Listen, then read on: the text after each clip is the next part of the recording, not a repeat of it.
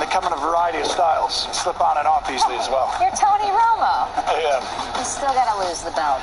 Come on. Slip into comfort with Skechers slip-ons. Hey, Todd. Hey, Will. So, I think I got to get my roof repaired. Do you know anybody? Yeah, actually I might. Ah, great. Get me some additional quotes. Research the average price for the job in this area and book the job for 2 weeks from now. On a Wednesday. No, wait. Tuesday. Yeah, Tuesday's better. You can't expect your neighbors to do everything Home Advisor can. So to find and instantly book a top-rated home pro for free, just ask Home Advisor. Home Advisor. Wireless for $15 a month. That's not right. It's right, all right. Carpet showers? That's not right.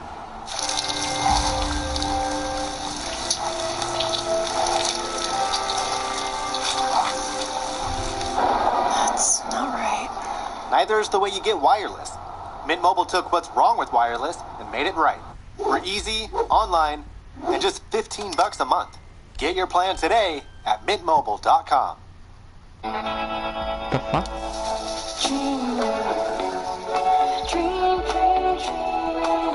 fuck? Alexa, tell ADT to set goodnight mode.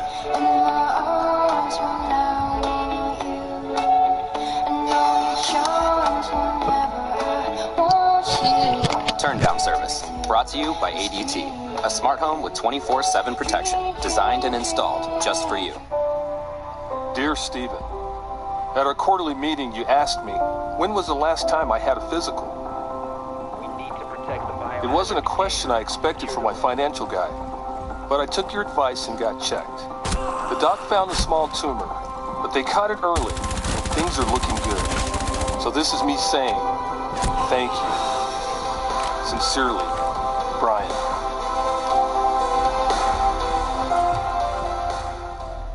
A very busy news day. Today's high-stakes confrontation. Let's go live to the border where our colleague... Exclusive video. The country's top intelligence officials testifying. NBC News gets an exclusive look inside. Live here at the nation's capital. There's now an open investigation. Blockbuster new reporting today on This is the deadliest. Enrique, no, I mistook you for Jonesy. Jonesy's attacking me. Sorry, I didn't have a chance to look at that scoreboard. Sorry, Enrique. A lot to talk about.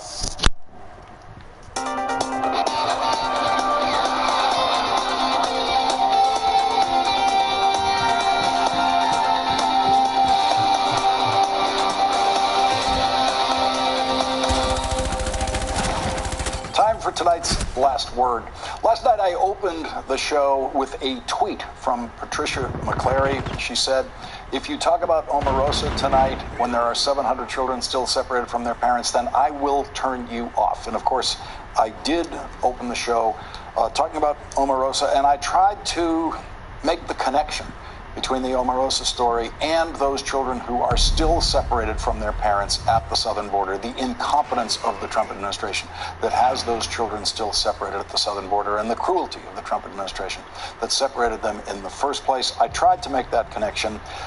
Today on Twitter, Patricia McClary gave us her reaction. She said about seeing her tweet on the show last night, it was pretty cool, took me by surprise, so then I had to watch the show. I considered it an honor to be mentioned on The Last Word. I always watch him, but held out hope that Omarosa would be put as more important matters. Lawrence tried to make the connection, but, and Patricia in other tweets made it clear that she does not believe that I successfully made that connection, and was in fact disappointed that I handled it that way. And so Patricia McClary got the first word last night. She gets the last word tonight. That is tonight's last word. The 11th hour with Brian Williams starts now. Tonight, the president calls Omarosa a dog, perhaps because she could now be a genuine danger to this presidency. And the White House spokeswoman admitted today she cannot guarantee Americans won't hear our president using the N-word. Also today, another stunning allegation from Omarosa that Trump knew about Hillary Clinton's emails before WikiLeaks put them out. While on the Mueller front, the defense has rested in the Manafort case.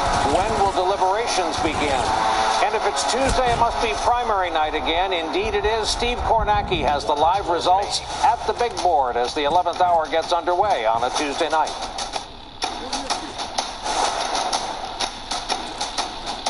And good evening once again from our NBC News headquarters here in New York. Day 572, this was, of the Trump administration, which is now facing the very real possibility that the real threat to the president may be one Omarosa Manigault-Newman, the former Trump aide, dropping another audio tape this morning and made another round of television appearances related to her new book.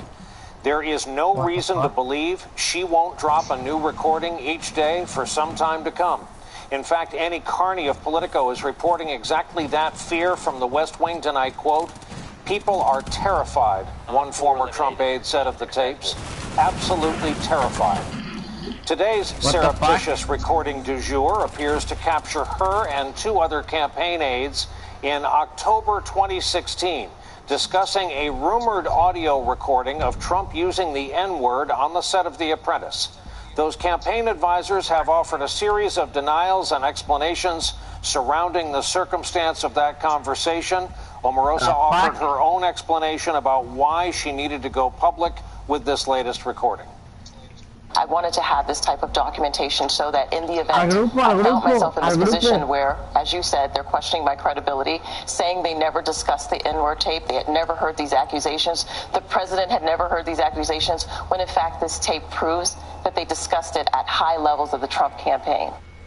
As you no doubt have already heard and seen, the president responded to her latest revelations with this, and we quote, "When you give a crazed, crying lowlife a break and give her a job at the White House, I guess it just didn't work out. Good work by General Kelly for quickly firing that dog." After the president called a former White House aide a dog, questions about his choice of words and the president's attitudes about race dominated today's White House briefing, as you might imagine. Press Secretary Sarah Sanders was forced to try to explain what her boss meant. I think the president is certainly voicing his frustration with the fact that this person has shown a complete lack of integrity. This has absolutely nothing to do with race. Can you stand at the podium and guarantee the American people they'll never hear Donald Trump utter the N-word on a recording in any context? I can't guarantee anything, but I can tell you that the president addressed this question directly. I can tell you that I've never heard it. Kristen Welker had a particularly strong day at today's briefings. There were other Omarosa-related bombshells today.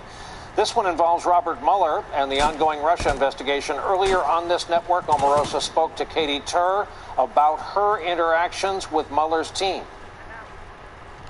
Let's talk about something you talked to Chris Matthews about last night, the Mueller investigation. Have you been interviewed by the special counsel? I have. You have? And what sort of questions were they asking you? That's the extent I can go in discussing that as well. Have you sat for a grand jury? I'm not going to be able to comment about that. You did say to Chris Matthews that you have more tapes that Robert Mueller could be interested in. He might want to call you again. What sort of tapes would he be interested in? You know, if he calls me, I certainly will participate with anything that he needs. I'll provide him with what he needs, but that's the extent that I can talk about. There was also this. Omarosa alleged Donald Trump had advance knowledge of the hacked emails from Hillary Clinton's campaign. You were instructed, according to your book, to bring up the emails at every point you could at the end of the 2016 that's campaign. correct. Hillary Clinton's emails? Yes, that was our talker. Did Donald Trump know about those emails before they came out? Absolutely. He knew about them? Yes. He knew what was coming out before WikiLeaks released them? You're saying Donald Trump had a back channel? I didn't say that, you did, but I will say that How did you I know am going about to him, then? expose the corruption that went on in the campaign and in the White House. I'm going to continue to blow the whistle on all of that. Gets your attention. Just a few hours ago, the president's lawyer, Rudy Giuliani, responded to Omarosa's claim about those Clinton emails. I know she's lying because I was on the campaign more than she was. I was closer to him than she was. I was from about June to November. I was with him 24 hours a day. It's not in the book. I guarantee you she didn't tell the special prosecutor that. On that note, let's bring in our leadoff panel on a Tuesday night. Former Congresswoman Donna Edwards, a Democrat from the great state of Maryland. Philip Rucker, Pulitzer Prize-winning White House bureau chief for the Washington Post. And Jonathan Lemire, White House reporter for the Associated Press. Phil, I'd like to begin with you. You've written and reported that people are rattled inside the West Wing and elsewhere.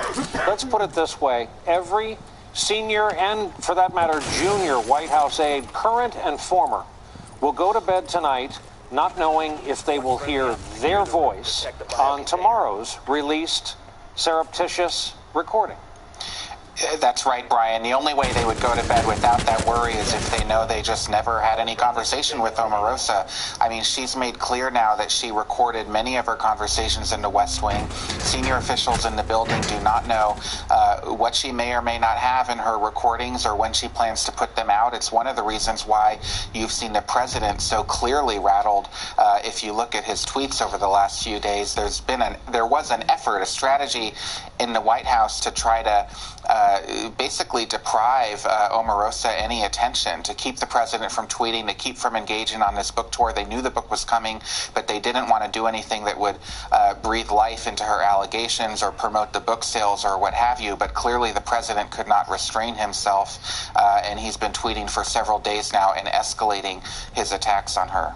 And Phil, I want to remind you that, of course, you and Ashley Parker have put out a piece of journalism about this relationship tonight, where you say, now, like in the film series Jurassic Park, where the dinosaurs turn on the scientists who helped create them, Manigault Newman has unleashed Trump's own tricks and tactics on him. Consider what we've already been discussing here tonight, the notion of teasing out parts of the story, continuing in interviews to say what you have, what's going to happen, and what you're going to do to this person. That's exactly right. These are Trump tactics.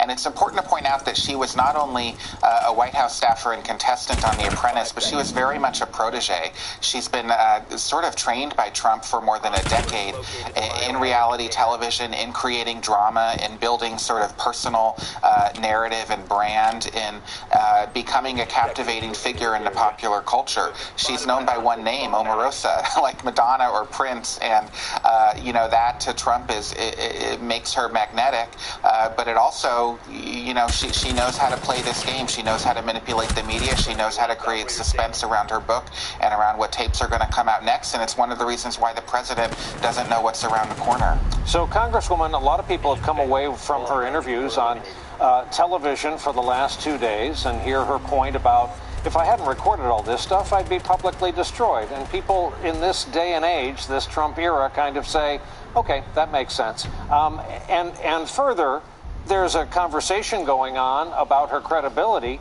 but that's kind of neutered by the fact that she has tapes. Well, and her credibility is being challenged by people who don't have any credibility. I mean, why are we surprised that she has tapes?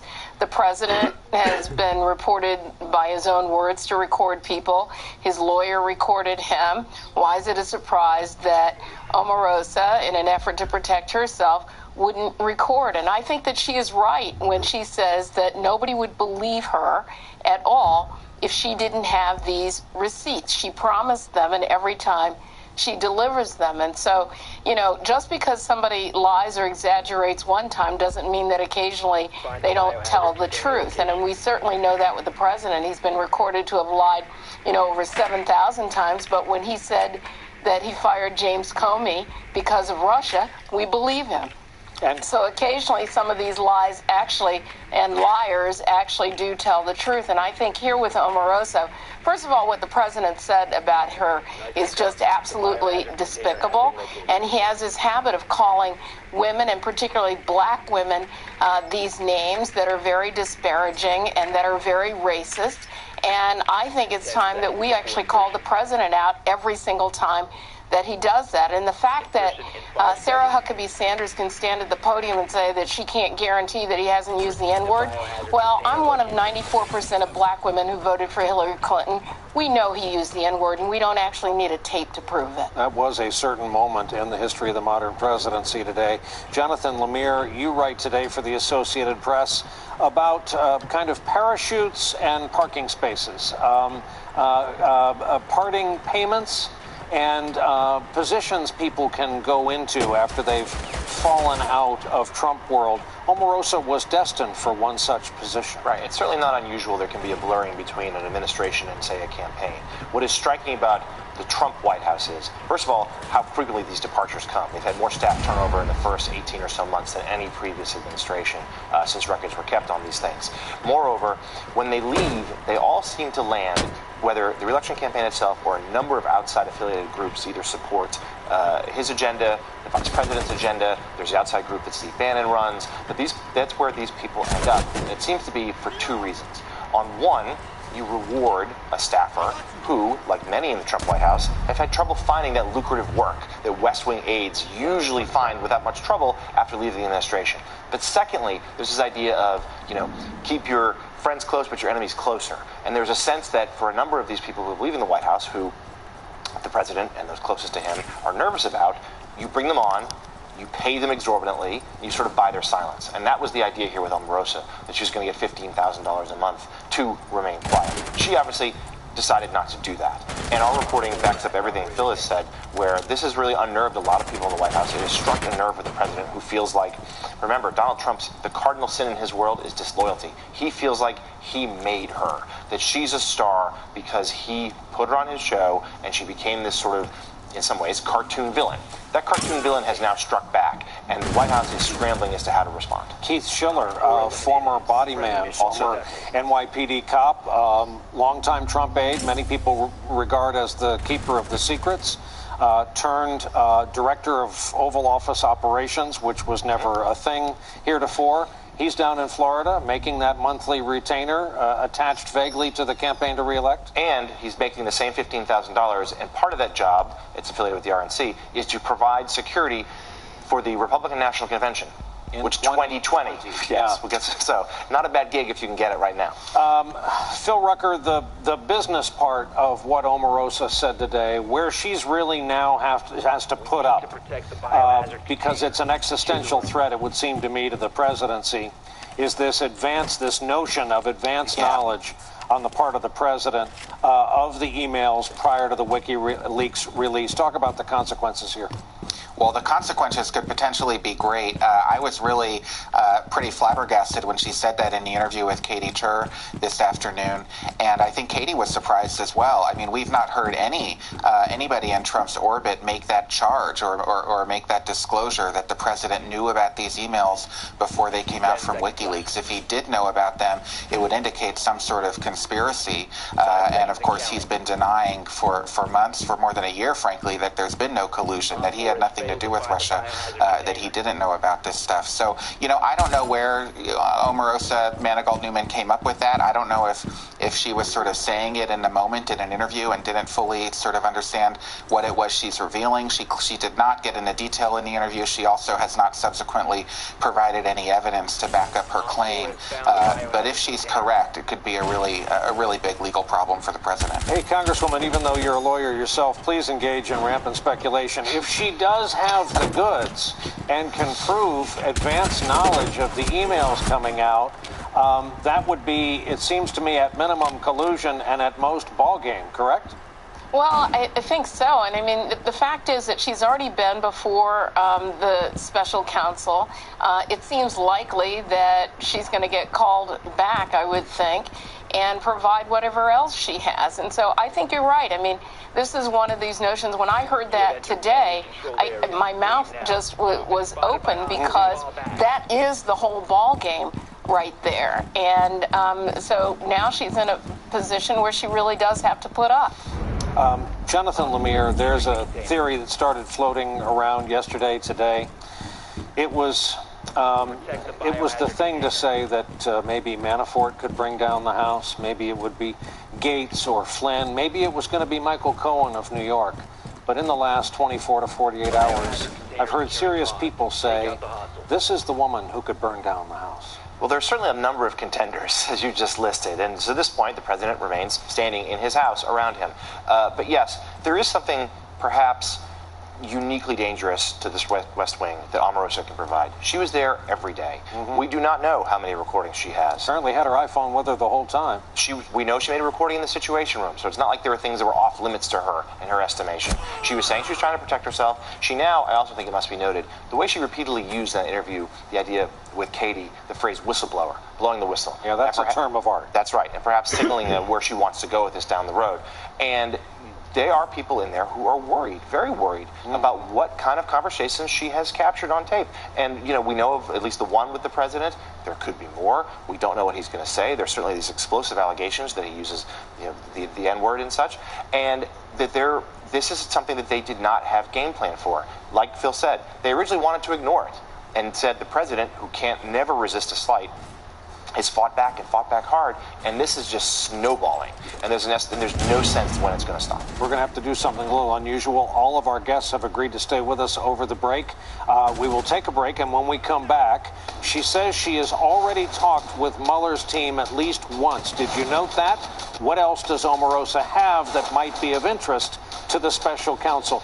Later on tonight, the president reached back to an old insult today. We'll talk about the impact of one of his go-to put-downs. The 11th hour just getting started as we look at the West Wing on a Tuesday night.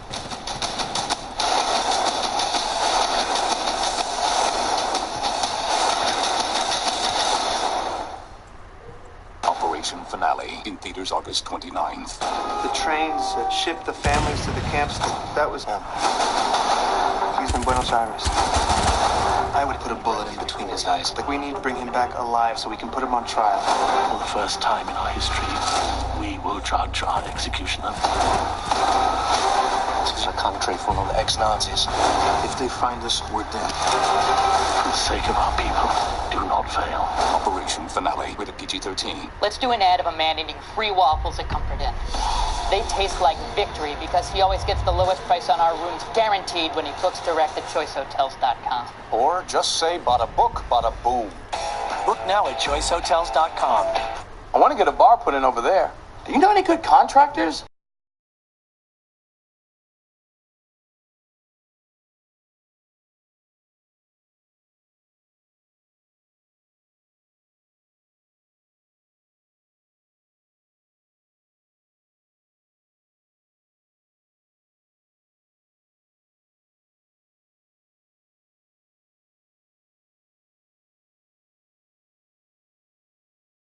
For our ultimate in vision, clarity, and protection. Together in a single lens. Essilor Ultimate Lens Package. Purchase the Essilor Ultimate Lens Package and get a second pair of qualifying lenses free. Essilor. Better sight, better life. At Uber, we're listening to what matters most to you, and we're committed to improving every ride. Starting with features designed to make it easy for your driver to find you. Taking the stress out of pickups. We're putting safety at the heart of everything we do by making it easy to verify your car and driver. Uber has new leadership, a new vision, and is moving in a new direction. Forward. When you've got gamers, HD movie streamers, and lots of wireless devices in your home, you need internet with faster speeds and more bandwidth. Spectrum Internet has the speed you need and the reliability you expect. Enjoy Spectrum Internet. When we step back, a bigger picture reveals itself. We can see beyond the obstacles ahead and choose who we want to be. For when it comes to our life, our health, every choice we make matters.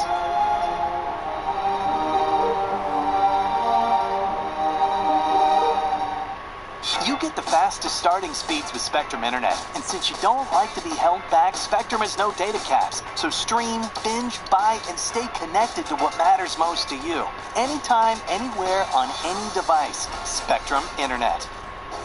Wherever forces clash. Some incoming rounds have been whistling past. Wherever leaders assert their power. They not only stood next to each other, they stood up for each other. Wherever heroes rush to the scene or voices shout to be heard, our journalists will be there, bringing the world into focus.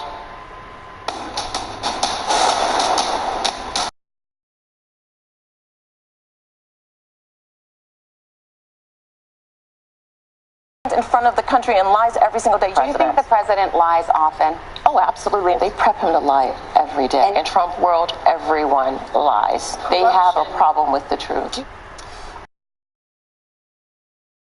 Truth may also come into play with regard to this Russia investigation, and specifically obstruction of justice or collusion. Rudy Giuliani said definitively tonight, as we watched, in the case of Trump versus Comey, he said, Trump is ready to swear under oath that he never asked Comey to cut Flynn a break of any kind. I'm telling you, he didn't say it. Jay and I have said to the president, if you said it, it'd be easier on us, but we can defend it. You just said, go easy on him. You didn't say, tank the case, get rid of the case. You could have ordered him to do it. You could have done a lot of things. And the president has said to you, I never said any word to him ever about Flynn, ever. He said, I never... In that context. Yes, yeah, pretty much, yeah. That's pretty close. Pretty much, pretty close. Still with us, Donna Edwards, Philip Rucker, Jonathan Lemire. Welcome back, gang. Mr. Rucker, this issue of the relationship to the truth, of course, goes to the heart of the investigation they are trying to stave off. And I want to run for you a bit more of Omarosa on how worried they are. We'll talk about it on the other side. How worried are folks in the White House staffers about this investigation, the Mueller investigation? They should be very worried. Are they worried? Absolutely. What are they worried about? Because they have been hiding things from the American people and being very dishonest. The staffers have been hiding things? Absolutely. Like what? I can't go into it. Phil Rucker, how worried are they going to be upon hearing her say how worried they are and should be? Well, first of all, Brian, I wish she went into it a little bit there. Yeah, I know, we all did. Told us some examples. Look, I mean, I think they're worried potentially about what she could say, but it's also important to keep in mind she's been gone from the White House since December of last year. And she also, you know, while she was on the senior staff and in some of the senior staff meetings and had her own personal relationship with President Trump, she was not in a lot of the sort of crisis meetings that the White House counsel, Don McGahn, would have with the chief of staff, or with Hope Hicks, the communications director, or with Sarah Sanders, the press secretary. She was doing other work a lot of times, so she may not have been privy necessarily to the most sensitive discussions or those that were relating to the management of the Russia investigation and sort of how to spin that. Jonathan Lemire, you are among the journalists, and they could fit comfortably inside a 747, who regularly talk to Rudolph Giuliani, and you just watched with us that exchange with Chris Cuomo. Does any of it matter? The target is moving almost on a daily basis. We had a former federal prosecutor here in your chair last night who said it's all noise. There's the Mueller investigation and everything important, and there's whatever they want to say on the other side. Right. This is a unique brand of lawyering for Rudy Giuliani, but he's not really lawyering. He's a public relations guy. He's a spokesman, and he's trying to shape public opinion and potentially, eventually, Congress's opinion of whatever report Mueller is going to come out with. That's his mission. He's going to move the goalposts, change objectives, sort of play to the cable television networks, and sort of influence how people think about Mueller. And we've seen at least some slippage in the poll numbers of people who, believe that Mueller is doing a good job and that he is impartial. He is not trying this case in the courtroom. That's never been his task. He is someone the president has sent out there to mix it up on television, to get his message out there, and to muddy the waters. And that's what he's doing. And the story does, as you said, it changes on a daily basis. This is a new scenario here with Comey and Flynn. It defies the versions we've heard time and time again. But to them, it doesn't matter. It is just noise, and they're happy to put out the noise.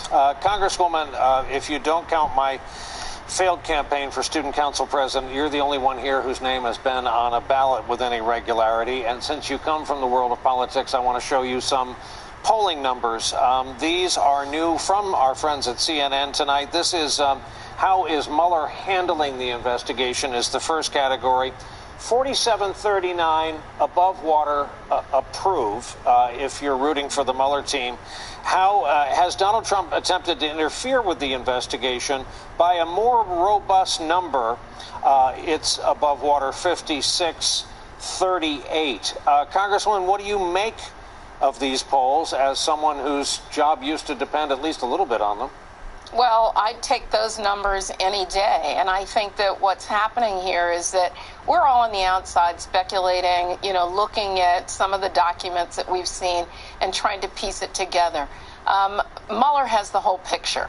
And we are going to see that. And I think that's why I've been really content, even, as somebody who travels in the world of politics, of saying, you know what, let's let that investigation play out. Out in these districts where people are running for office, they don't have to talk about Bob Mueller all day, every day. He's going to do his work. And I think that's why I think from a political standpoint, for Democrats, it's really important, particularly important for them to just focus on their districts and on the work at hand and allow the investigation to proceed. And where somebody like an Omarosa comes in is that she throws a monkey wrench in all of the public discussion about this, but Mueller is holding the cards. Phil, last question, last word to you. Also calls for rampant speculation, which I know you love. Rudy did say on CNN tonight he thinks the reason Mueller team hasn't gotten back to the Trump team is they're waiting to see the verdict in Manafort. You believe that? I don't know. Potentially. I mean, look, there's actually a question about whether this negotiation over an interview by the president is going to continue as it had with the sort of letters back and forth, or whether there'll actually be a subpoena, whether Robert Mueller actually goes forward and subpoenas the president to appear before him. And that's a big question mark at this hour. Whether that delay is because of the Manafort trial, I have no idea. Clearly, part of the Mueller special counsel team is focused on that trial because they're prosecuting Manafort, but I think the people focused on that are different than the people who are dealing with the inquiry into the president. Much obliged tonight for an extended and terrific conversation. Philip Rucker, Donna Edwards, and Jonathan Lemire. Thank you all very much. And coming up about that Manafort trial, lawyers preparing now for closing arguments after the defense calls it quits after calling no witnesses. What we'll be looking for tomorrow, what happened in that courtroom today when we come back.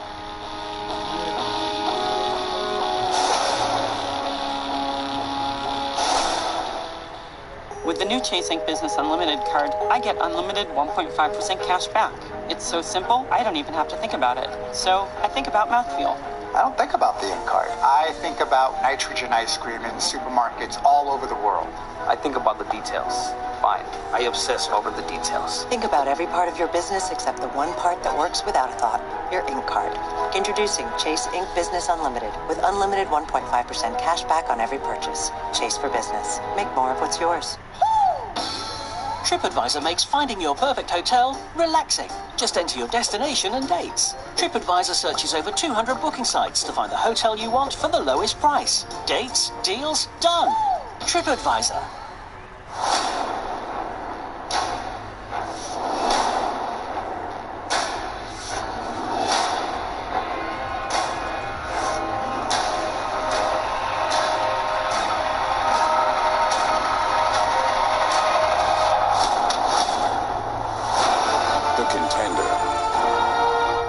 Season premieres only on Epix.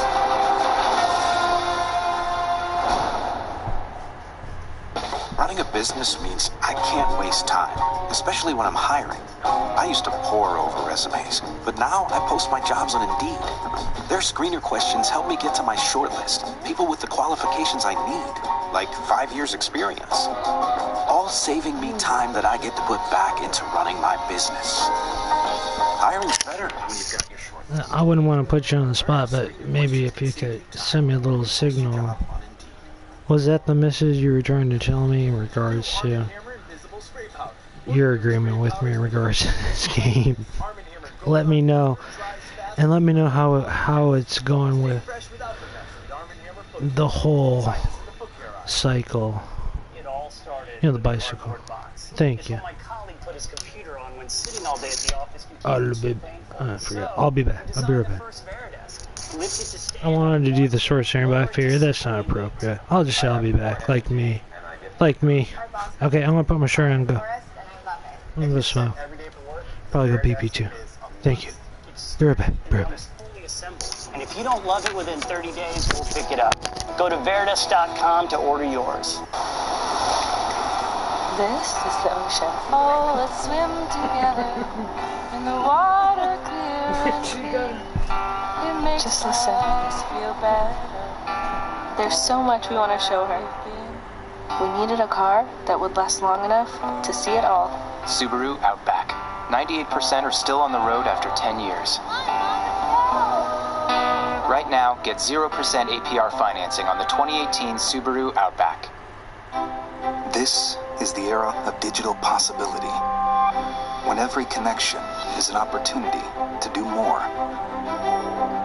to build a network of human progress, where every fiber-lit building, enterprise, and city we connect lays the foundation to our digital economy. Join us as we turn the promise of technology into digital progress. Together, Spectrum Enterprise. Today.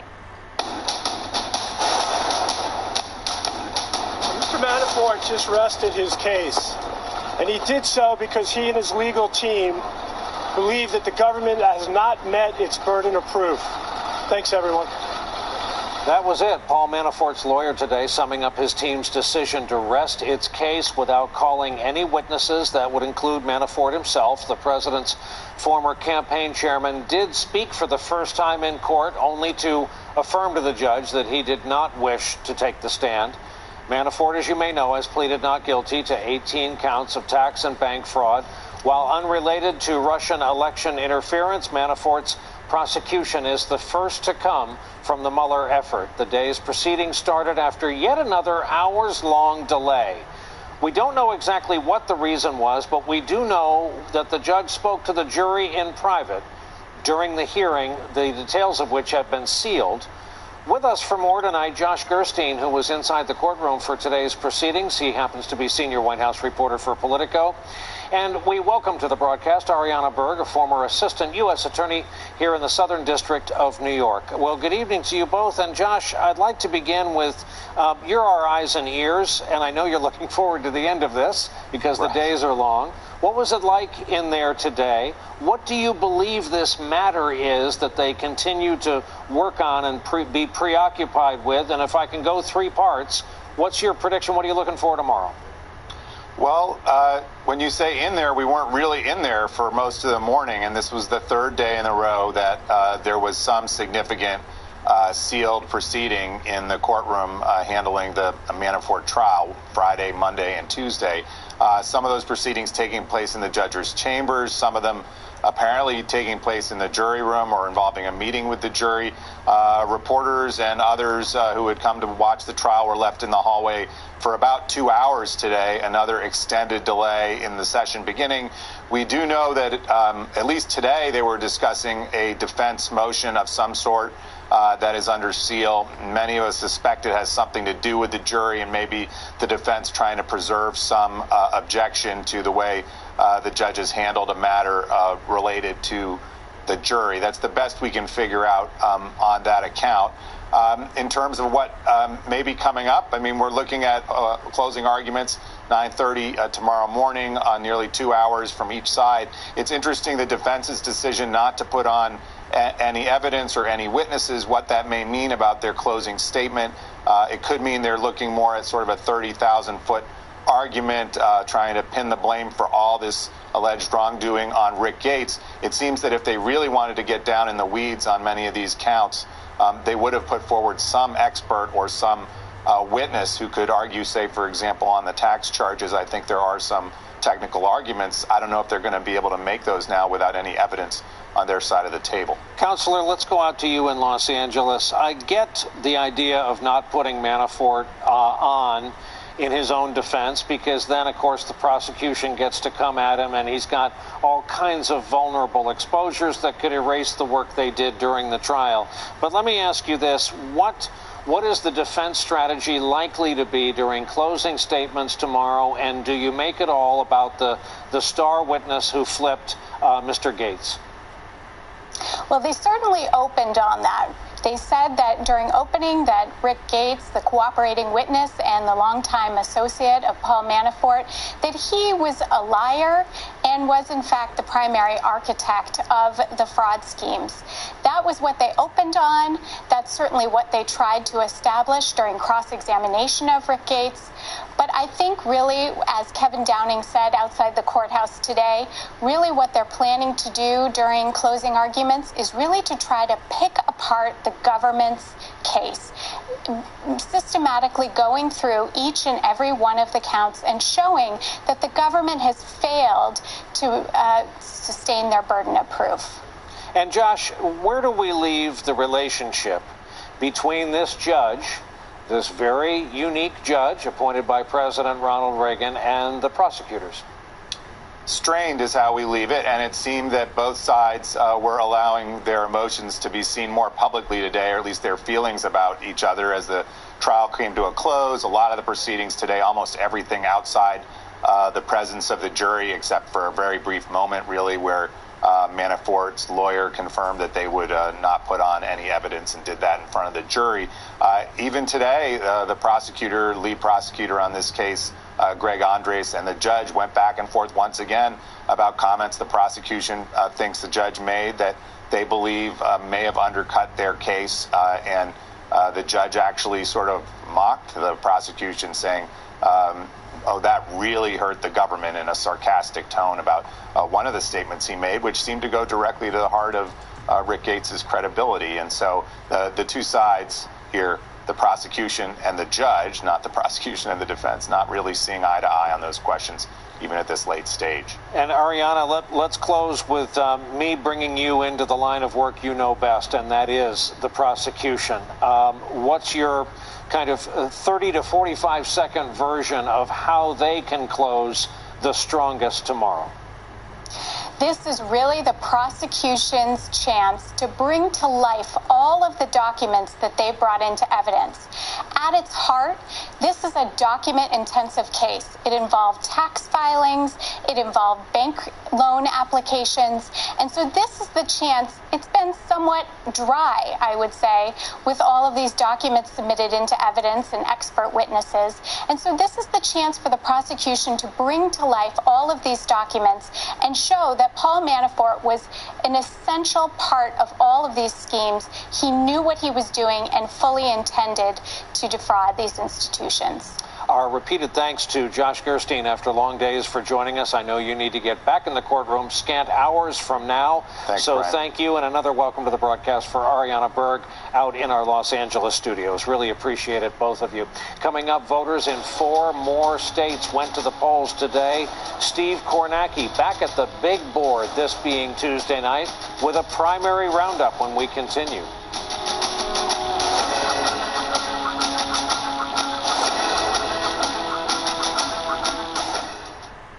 If you live with diabetes, why fingerstick when you can scan? With the Freestyle Libre, a continuous glucose monitoring system, you can check your glucose levels anytime without fingersticks. With the Freestyle Libre system, just scan the sensor and manage your diabetes. You can do it without fingersticks. Freestyle Libre is available with a prescription at participating pharmacies. Learn more at freestylelibre.us. You might take something for your heart or joints, but do you take something for your brain? With an ingredient originally discovered in jellyfish, Prevagen has been shown in clinical trials to improve short-term memory.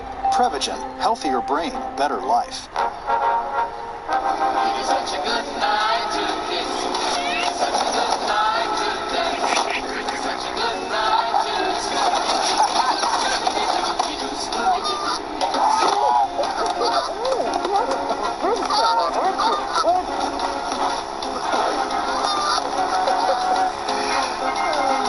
A bad day on the road still beats a good one off it. Progressive helps keep you out there. I need new struts for my 2010 Chevy. Let me see struts by AC Delco, KYB, and any under $50. We might be able to get some struts from the warehouse. Why watch the counterman tap on his computer and hope he chooses the right part? Go to rockauto.com. Auto and body parts from hundreds of manufacturers. Choose the brands, prices, and features you want. Auto parts at the lowest price. Conveniently delivered to your home or business. All the parts your car will ever need, Rock Auto. And done.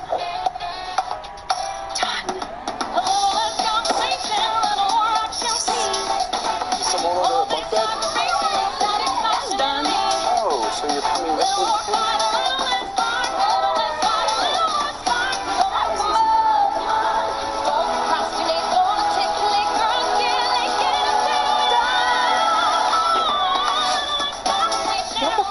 at wayfair.com.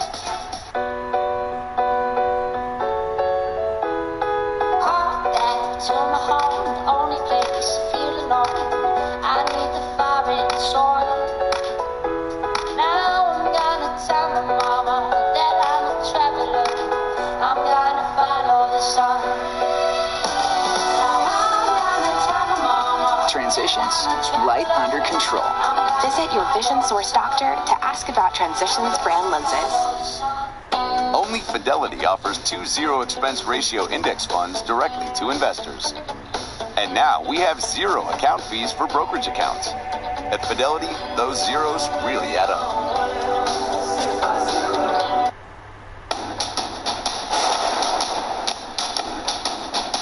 1 week after a primary night cliffhanger, we have an answer. Jeff Collier, the incumbent Republican governor of Kansas, has now conceded the GOP primary to the Kansas Secretary of State and Trump ally Chris Kobach. Collier announced his decision after a review of provisional ballots left him unable to overcome a 110-vote deficit. Kobach will now face the Democrat Laura Kelly in the midterm election 84 days from now. Meanwhile, we're watching the latest results coming in on this primary night in selected states across the country. Voters in Vermont, Connecticut, Minnesota, Wisconsin, all headed to the polls today. Here to break it down, our man Steve Kornacki, national political correspondent at the Big Board. Steve, take us on a tour from Prairie Home to New England. Yeah, it's interesting. We got a lot, the stage setting for November, a lot of that tonight, but also a surprise tonight, at least one big one in the results. And let me start with that. It's in the state of Minnesota. It's a name we all remember, Tim Pawlenty. He was the 2-term governor of Minnesota. He ran for president on the Republican side in 2012. That didn't work out. He decided to make a comeback attempt in Minnesota in the Republican primary for governor tonight, but he is going down to defeat. This is the big surprise of the night. Jeff Johnson, he tried to get sort of to Pawlenty's right in this primary. Johnson had been the Republican candidate for governor in Minnesota 4 years ago. In 2014, he lost by 6 points. He ran again. Looks like he's going to knock off Tim Pawlenty. An interesting dynamic in this race that I think says a lot about the state of the Republican Party in the Trump era. Back in 2016, when Donald Trump came on the scene, neither of these men seemed to be much of a fan of him. Tim Pawlenty called him unhinged and unqualified. Jeff Johnson said of Trump something I don't think I can repeat here. They had a debate. The subject came up in 2018. They both debated over who meant that less. So they certainly changed their tune on that. It looks like Johnson will be the Republican nominee. Who will he face off against in Minnesota? This is an interesting development as well. Tim Walz, Democratic congressman from the southern part of the state, looks like he's going to get through this primary. Walz, the thought had been maybe a little too conservative on some issues, especially guns. He represents a district with a lot of rural areas there in the southern part of the state. Also, something we've been seeing in Democratic primaries around the country this year, female candidates had been doing really well in Democratic primaries. You add up the vote for the 2 leading female candidates here, you're over 50%, but maybe was it a little split up here? Did that help Tim Walz as well? But it looks like it'll be Tim Walz, Jeff Johnson in that gubernatorial race, not Tim Pawlenty, as people were expecting. The other headline race for Minnesota was the race for Attorney General. Keith Ellison, congressman, leader with the Democratic National Committee. He got hit with those last-minute accusations of domestic violence. Now, he's going to win this primary. He's going to win it comfortably. There was also a lot of early voting. He probably benefited from that, but this is a very comfortable margin. But this is a situation with that domestic violence accusation. This is a big what-if hanging over this race in the fall. What if we find out more? What if there is more to this story? The DNC said late this afternoon that they are looking into the allegations against him, so maybe to be continued on that front. But Keith Ellison right now will go into the general election as the nominee in Minnesota for the Democratic Party. Quickly in Wisconsin, a Senate race here. Tammy Baldwin, one of those Democrats trying to defend a seat in a state that Donald Trump won. Who will she face? She will face Leah Vukmir, who won a sort of a surprisingly comfortable margin over Kevin Nicholson, former chairman of the College Democrats about 15 or 20 years ago. trying to run and win this primary here tonight. The polling, though, has Baldwin ahead in this race by double digits against either one. And finally, we will finish up with this one in the 1st district. This is Paul Ryan's district. Paul Ryan now not running for re-election. Randy Bryce, he raised a fortune last year with a viral video going after Paul Ryan. He had some last-minute revelations in this race of a previous arrest for DUI, a couple other offenses, but Bryce will survive this primary. He's shown he can raise money in this district there, the 1st district of Wisconsin. Not out of reach for a Democrat, especially if the climate is what Democrats are hoping it ends up being this fall, Brian. And no shocker, Bernie Sanders won his primary in Vermont. He won it, and he will now renounce the Democratic nomination and run as an independent. Wow, always interesting. Steve Kornacki, fascinating stuff tonight. Thank you so very much, as always. Coming up, an old classic from the president's vocabulary came roaring back today. We'll be joined by a journalist who says no one should be surprised, not for a minute. More on that when we come back.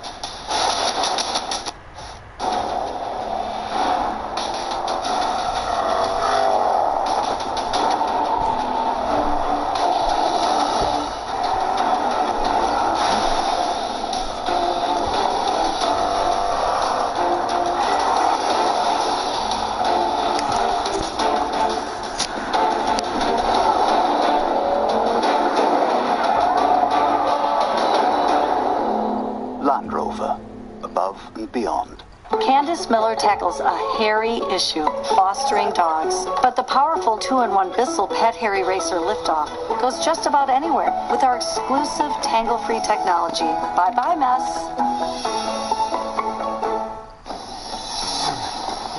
Go. If theft were this frequent, you'd definitely do something about it. Well, it is. An identity is stolen every 2 seconds. And you can do something about it with Experian. See if your social security number, phone, and email are at risk with a free dark web triple scan at Experian.com/scan. Experian. Identity protection has a new identity. My mom loves to volunteer, but I worry because she recently had a fall. So I got her the new Lively Mobile from Great Call. It's a mobile medical alert device with fall detection. It's so reassuring knowing she can get help anywhere with just the press of a button. In any unsafe or uncertain situation, you'll be immediately connected to a highly trained agent who can get you the help you need. Buy the Lively Mobile at Best Buy, Rite Aid, or Walmart Pharmacy, and the first month is free. Insurance that won't replace your new car? You're better off throwing your money right into the harbor. Gonna regret that. With Liberty Mutual new car replacement, we'll replace the full value of your car. Liberty, liberty, liberty, liberty. This is where we prove German luxury cars are the best in the world. Infiniti QX60. This is not German. Sliding second row. What?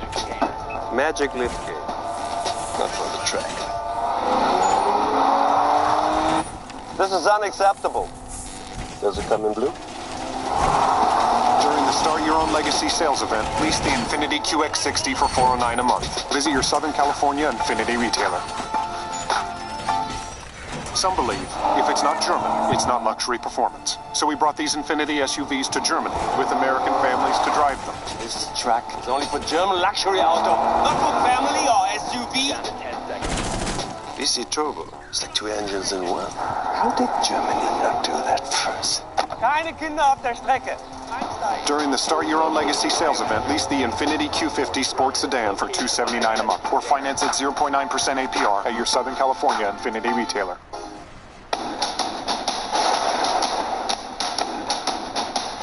The president has made something of an industry out of his use of nicknames. There are a lot of things. They're biting, personal, most are juvenile, many of them stick. Think of the public officials who have put in decades of public service only to wear a nickname like Little or Low Energy or Crooked for the rest of their lives.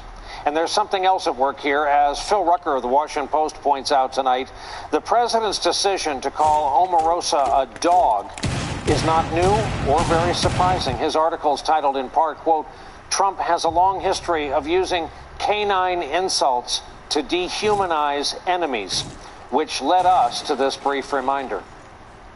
We have a dirty dog like that who's no good, who's a failure. They were fired like dogs. You got Rubio doing poorly, and he sweats like a dog. I'm watching Marco sweating like a dog. Now, Romney choked, okay? He choked like a dog. He was choking like a dog. Choked like a dog. Mitt Romney couldn't run for dog catcher. Hillary Clinton couldn't be elected dog catcher. I'm watching television, and I see her barking like a dog, right? No, she's barking like a dog. What was that? Is that a dog? Phil Rucker has nicely agreed to stick around this late to talk to us about this topic. Phil, we just hope no one in the dog community is watching. Does this president really physically not like dogs? That's right, Brian. He's actually the first president in more than 100 years who's not had a dog as a pet in the White House. He has lived with a dog before. When he first got married to his first wife, Ivana, she brought with her a poodle. He resisted the dog. He didn't want to have anything to do with the poodle, but she said, the poodle's coming along, Chappie's coming along. Turns out Chappie didn't like Trump very much, because whenever Trump would come near Ivana's closet, Chappie would bark at him territorially. Ivana writes about this in her memoir that came out a few months ago. We launched an extensive web search that took us at least a few minutes, and we could only find one photo extant in all the land of Donald Trump with a dog. Check out the expression on the Scotty's face here, but this is this was the best in show at the Westminster show a couple years back in Trump's now famous office in Trump Tower. Let's call that a mutual admiration society. Phil, the fact is, he's been a germaphobe for a lot of his life. There was a period of time, people here in New York remember, when he did not bring himself to shake hands when he met people. So maybe this is all of a piece. I don't know. Well, clearly he's not comfortable living with animals in the house. He doesn't have any pets. And he uses dog as if it's some sort of like negative thing. In American culture, you know, a lot of Americans love dogs. They're loyal. They love you back. A lot of people have dogs as pets. In other cultures, in the Middle East, for example, dogs are seen as dirty, so it's a more effective attack line. But Trump clearly doesn't seem to care much for dogs as animals in the house. Full disclosure, dogs are easily 80% of our family text thread. And I have to read you a quote. There is a great book about the pets of presidents called First Dogs, co-authored by Brooke Janis and the great Roy Rowan. And Brooke Janis says this: "This is a president who needs a friend. Having a dog offers unconditional love, and that is something that this president desires so deeply and can't seem to find."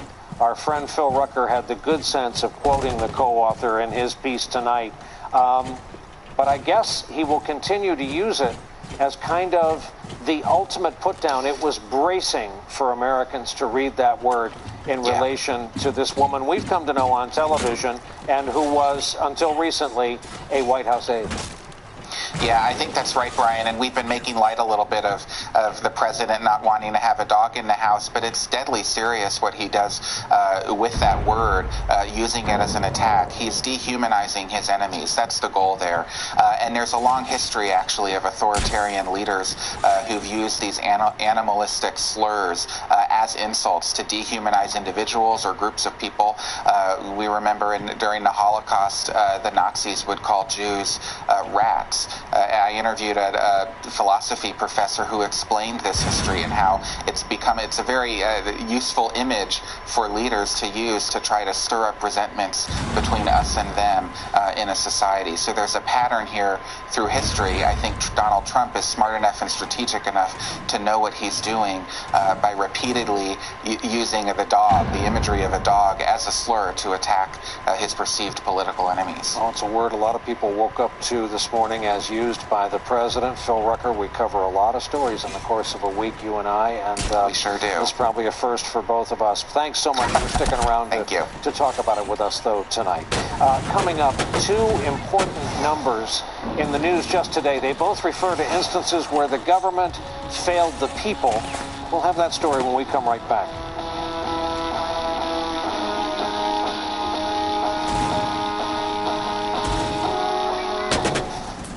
Tomorrow, as social media platforms come under fire for their role in election meddling and conspiracy theories. Twitter CEO Jack Dorsey sits down with Lester Holt to answer tough questions on free speech and security on NBC Nightly News with Lester Holt. Is this still a normal day at the office? What does that mean exactly? You think that's what he's trying to do?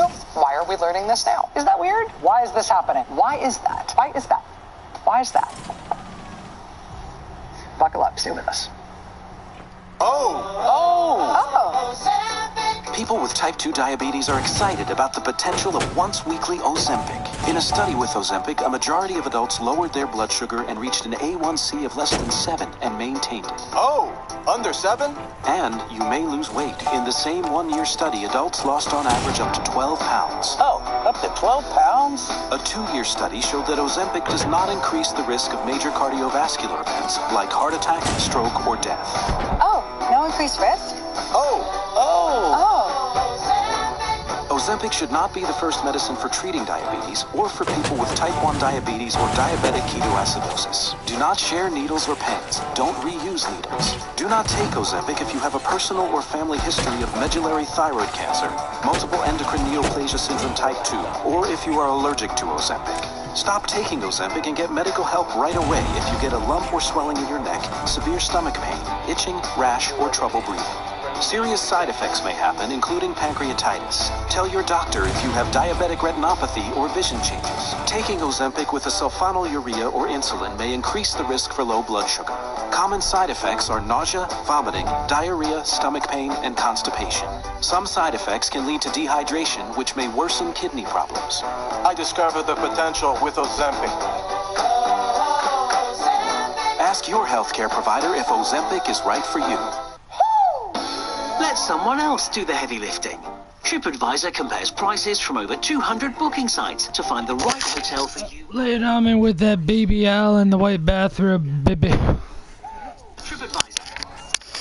Your workspace matters. When it's active, it changes everything. And our new Paradesk ProDesk 60 electric standing desk makes it easy to turn any office into an active workspace. The challenge was to create the most stable electric standing desk for hundreds less than the competition. We started with a heavy-duty frame, and we designed it to assemble in less than 5 minutes. Because of Veridesk, we definitely have more energy in our office. I would never go back to a regular sitting desk. To learn more about how Veridesk can change the way you work, go to veridesk.com. What will you discover with a lens made by Essilor? Sharper vision, without limits. Days that go from sun up to sundown. A whole world in all its beauty. 3 innovative technologies for our ultimate in vision, clarity, and protection. Together in a single lens. Essilor Ultimate Lens Package. Purchase the Essilor Ultimate Lens Package and get a second pair of qualifying lenses free. Essilor. Better sight, better life. With the new Chase Ink Business Unlimited card, I get unlimited 1.5% cash back. It's so simple, I don't even have to think about it. So I think about the details. Fine, I obsess over the details. Introducing Chase Ink Business Unlimited with unlimited 1.5% cash back on every purchase. Last thing before we go here tonight, a couple of numbers in the news tonight. They come from 2 different ongoing stories, neither of which will be judged by history as our proudest moment as a country. First number is 328. That's the number of days some people in Puerto Rico went without power since Hurricane Maria. 328 days until today, when the last customer was put back online. We've said this before, while Puerto Ricans are American citizens, it's difficult to imagine storm victims in Miami or Virginia Beach or Nantucket living in the dark without power to their home for 328 days. Our second number is 559. That's the number of children who remain separated from their families as a result of the administration's so-called zero-tolerance policy. There's a smaller number, 5. And that represents the number of children the government has been unable to connect at all to any known parents. 5 children in this country tonight unattached to their past, their prior home, or the people who might have brought them here. We should emphasize a federal judge has been driving this process to try to fix this. A good many people are working so hard to that end, including some top-flight lawyers who have donated their time and efforts to attend court proceedings and represent all those children and parents who need their help. On that note, that is our broadcast on a Tuesday night. We thank you, as always, so very much for being here with us. Good night from NBC News headquarters here in New York.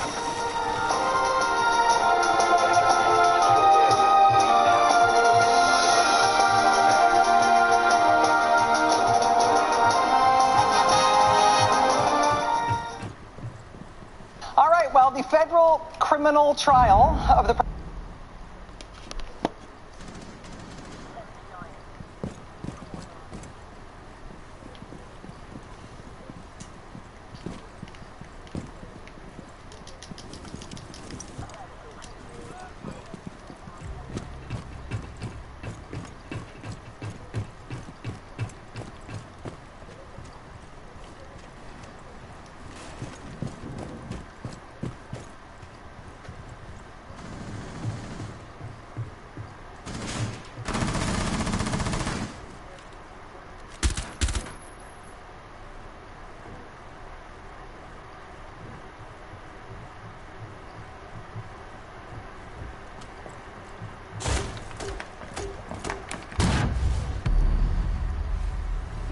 friendly, last operator standing.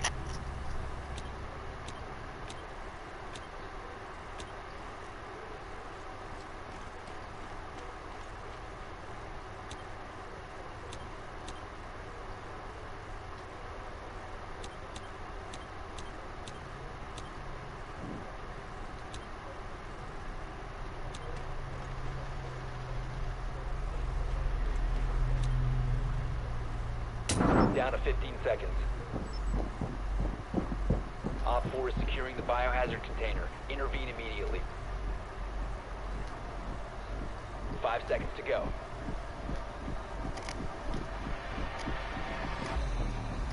Prevent further access to the biohazard container. All friendlies were eliminated. Mission failure.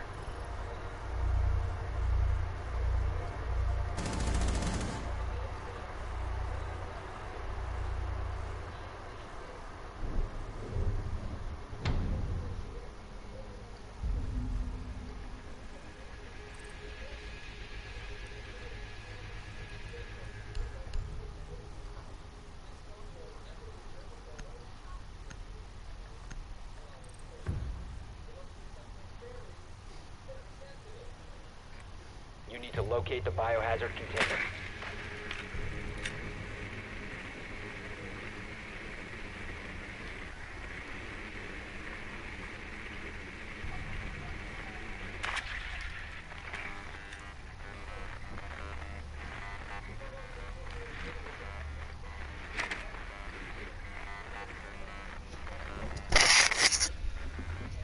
Second floor near the kitchen.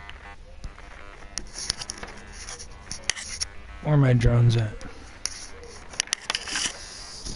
seconds to go.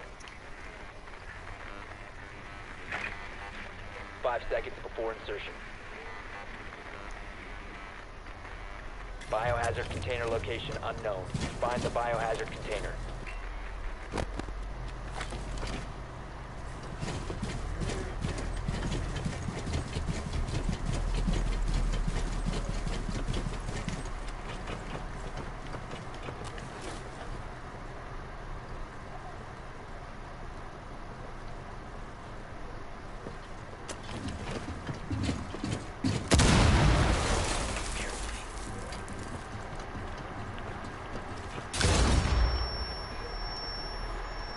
Right here. Right here. Come shoot him. I'll distract him for you. Op 4 eliminated. Friendly mission successful.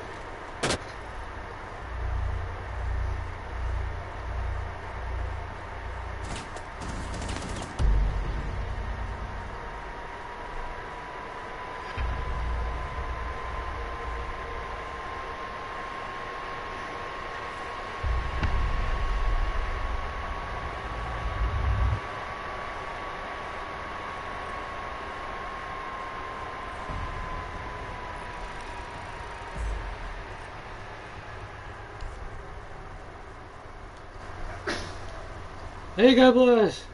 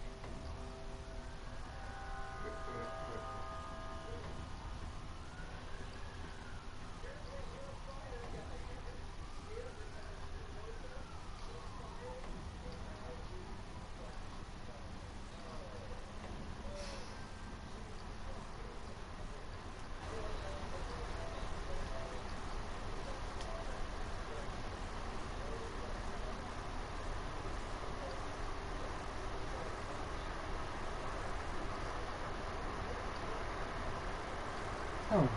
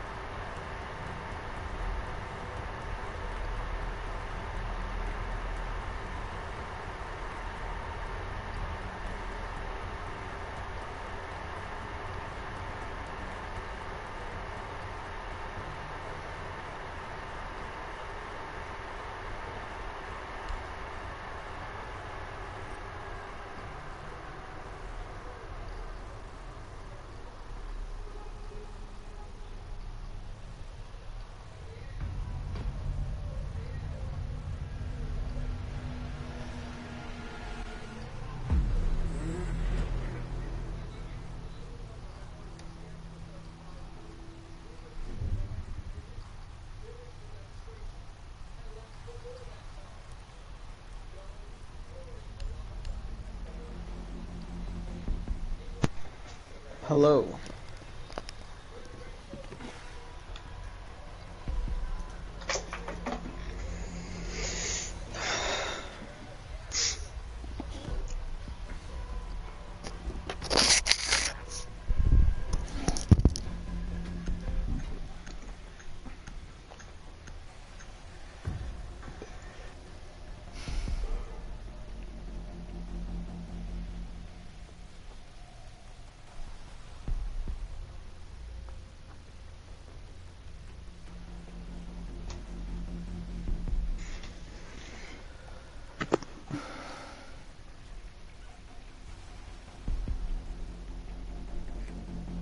Find the biohazard container location.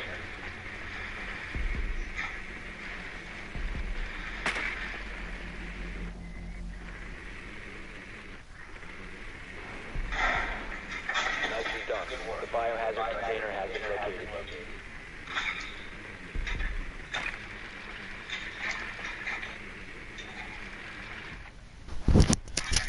Yeah, something came up. I'll probably just try to get another win, and I'm gonna call it for my Rainbow Six, at least for now. 10 seconds. 5 seconds before insertion. Biohazard container located. Proceed to its location.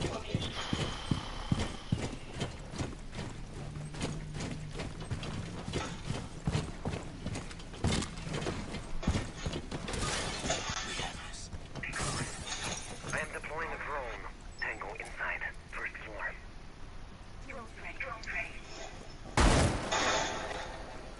That's our drone. What are you shooting at, bro? Good job. You just flashed your own team.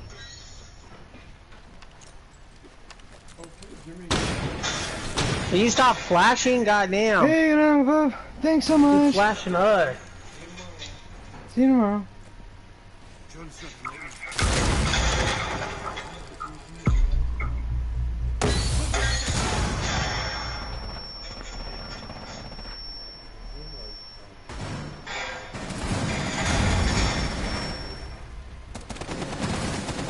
Alright.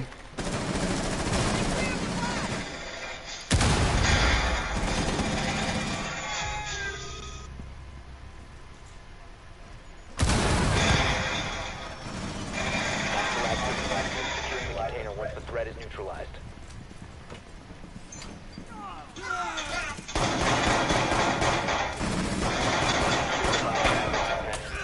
That is my badge, or kinda your badge. You walk in front of that shit. Op 4 eliminated. Friendly mission successful.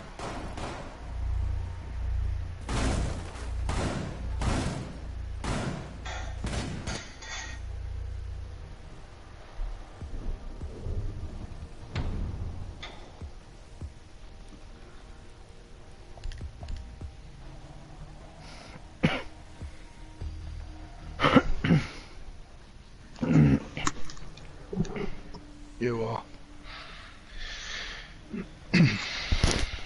Yeah, after what I just saw, Good Game would just like to say, don't let me get in your way. Alright.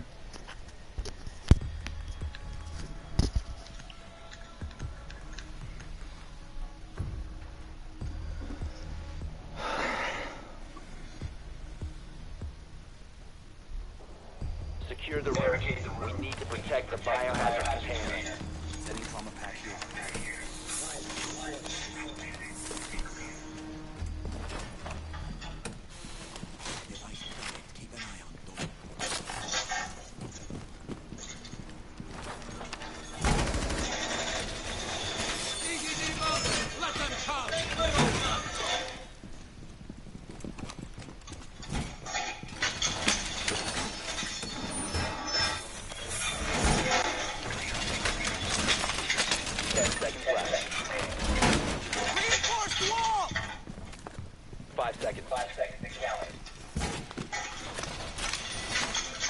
Op 4 is failing to find the biohazard container.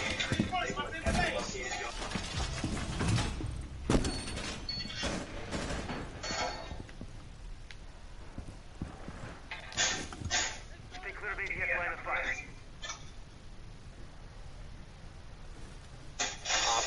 spotted the biohazard container. Stay clear of ADS line of fire.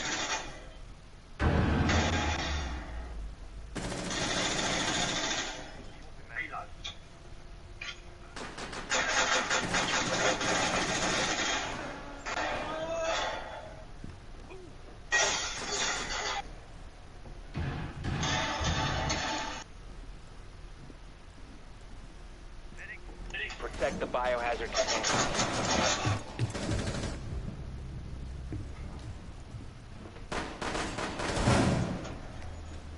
Securing the container.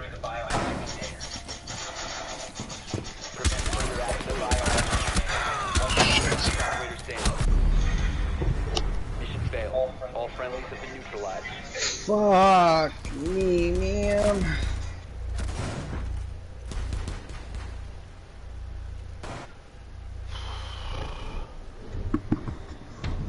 Did you really not see the guy shooting the shit out of you?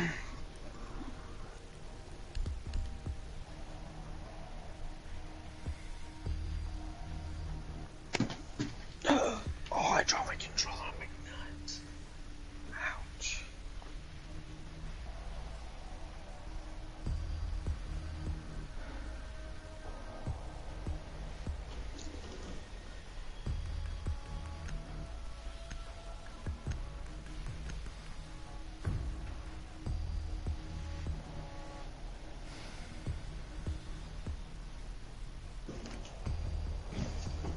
Locate the biohazard container.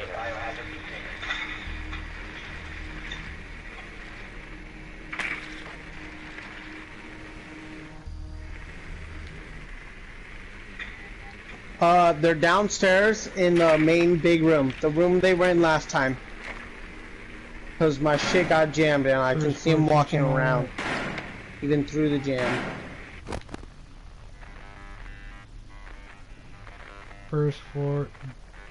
What is it? Gaming room hallway. Downstairs.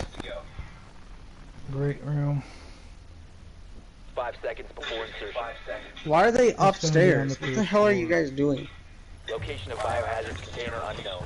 Clear to Okay, engage. it's first floor.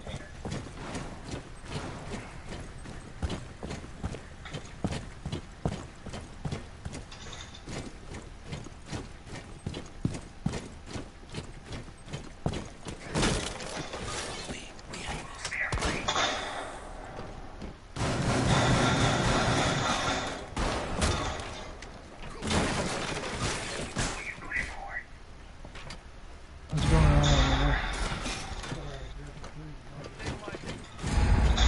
Oh, it's okay. Drone going up. Hmm. Enemy tank.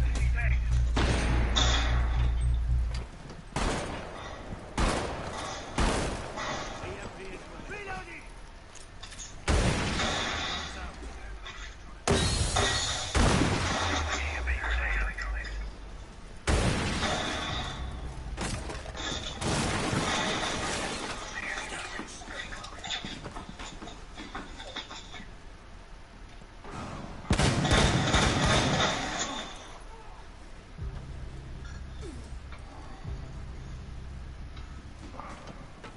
Fuck that! 3 shots! All I can see is your fucking head. Bullshit. Fuck this game. This place over here is not kosher.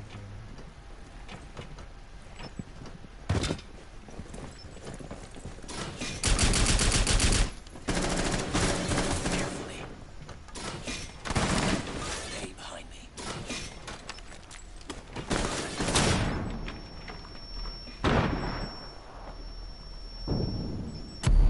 Friendly, last operator standing.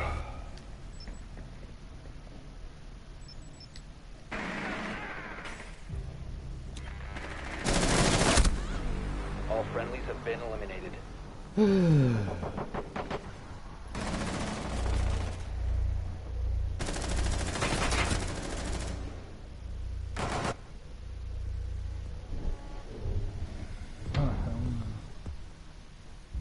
Let's redeem ourselves.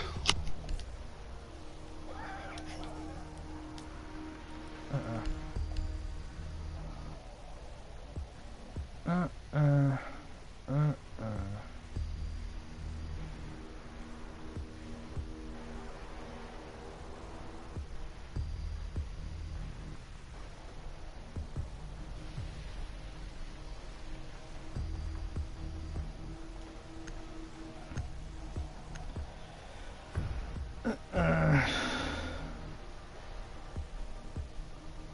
need to protect the biohazard container. Secure the room. Take some trauma plates.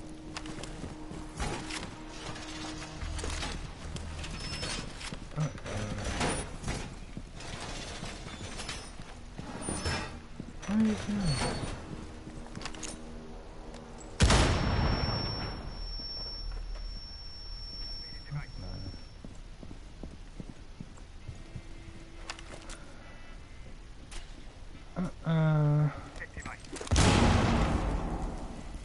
Down to 10 seconds. 5 seconds.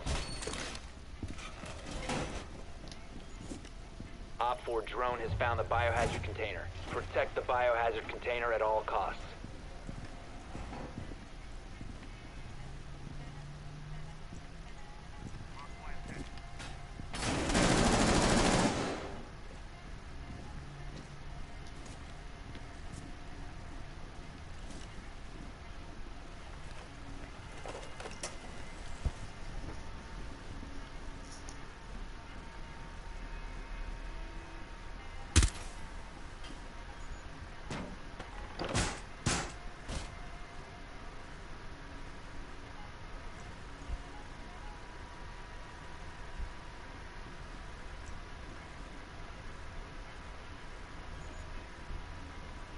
This window's open. They just walked by, they're heading over here towards this side.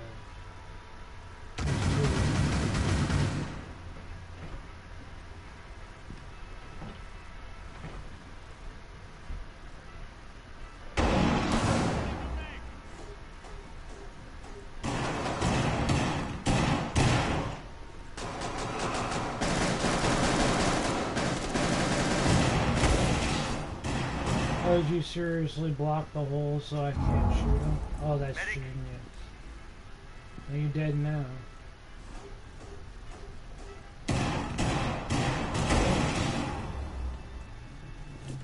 See, I blew this hole out intentionally so you didn't have to sit next to him just to kill him. Now you're close to it. You could have killed him from right here. Now we're all dead.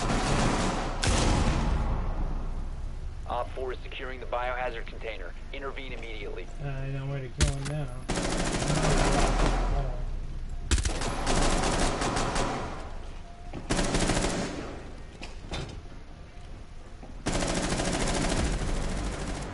Op 4 secured the container. Mission failed.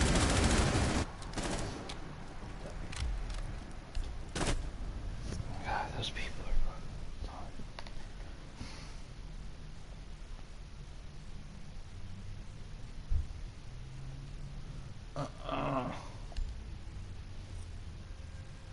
Those guys, I thought those guys were so good, and they just boarding up all the shit, dumbass.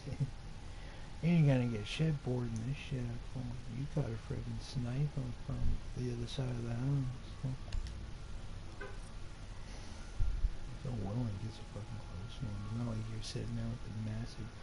If you could Montang it, I would board that crap up, troll that objective, and just wait until they showed up, and then I would just sit there with my defensive Montang, and just defensive Montang all day long.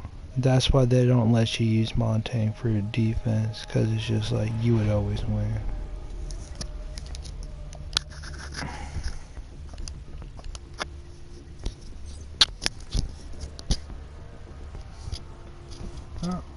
What cock missile voted to I was gonna kick use me? Rook, but I'm gonna use a recruit now, because they took my Rook.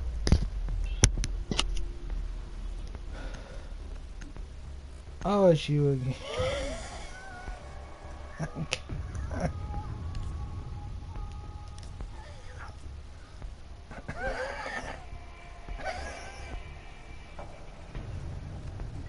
guy. Poor guy, man.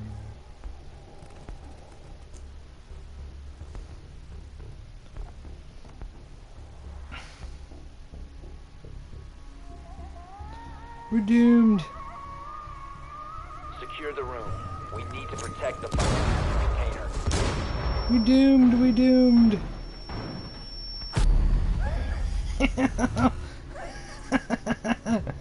We doomed. We doomed. The second I saw that guy is such a freaking troll, I just got stuck. Is he gone? Yeah, thank God. I just got stuck playing the last game, the last match I just did with this guy. And it was like, he's in like he's all good, and then he gets his ass kicked like 20 times. And then he has his baby rage, he killed everybody here. Oh God, that guy's a total troll, Mr. Cha-Cha. I never vote to kick anybody, but I voted to kick him because I knew the second I saw that guy. He's just a total troll about it, babe. I mean, I'm sorry, I didn't want to, but that guy, he needs a lesson or so, a lesson or two. I mean, no matter how you look at it.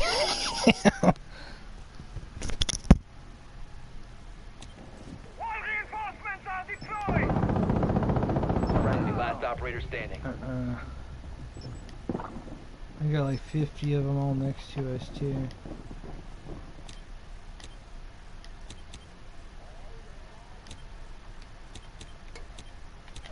Oh, is this down here this one? Yeah, that was. Yes, and now I present a true challenge to you to find a way out.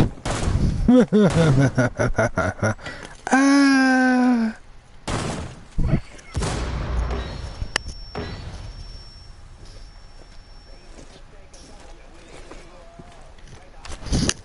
It's the 99 happy haunts. All friendlies were eliminated. Mission failure.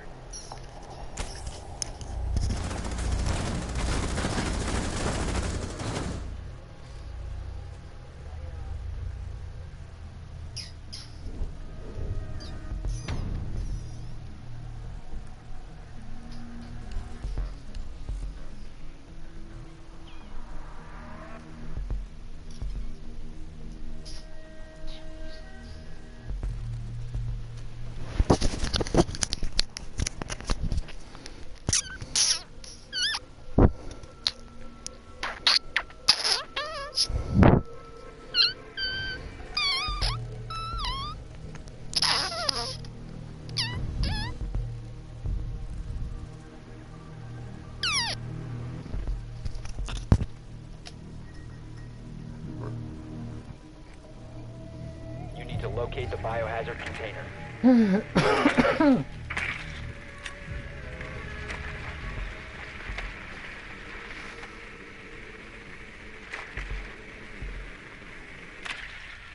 Yoo-hoo, it's a pirate's life for me.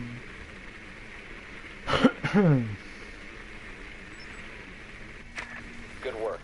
The biohazard container has been located.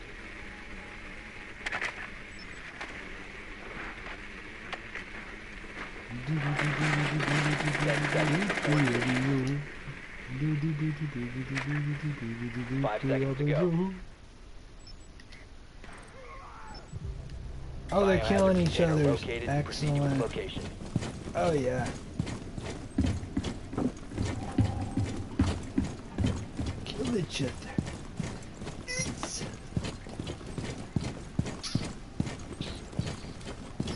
Op 4 last operator standing.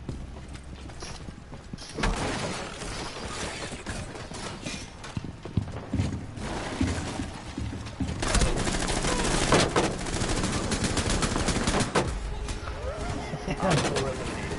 Friendly mission successful.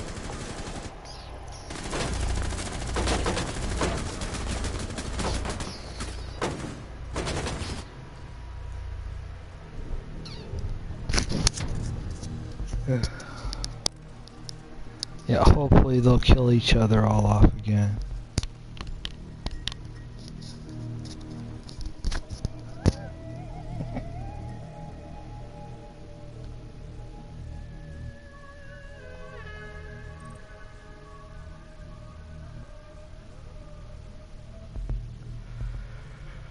Love them.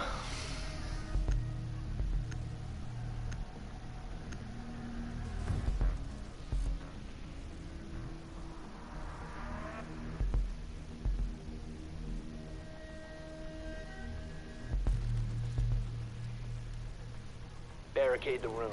We need to protect the biohazard container.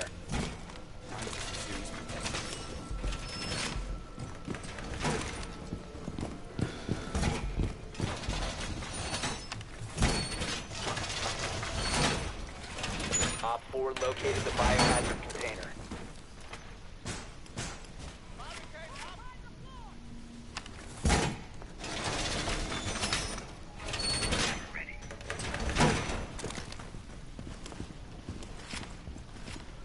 So how are they gonna kill us in this 10 room? seconds left. We got a door here. They got 5 the seconds. secret entrance here. Oh, I'm sorry. I'm checking. Op 4 drone has I located don't the know. I guess biohazard that's container. it. It's just pick your side. What's this over there? Oh, it's an arcade. Alright, they'll probably come from over here. Oh, I gotta get out of this room. This room's a total death trap.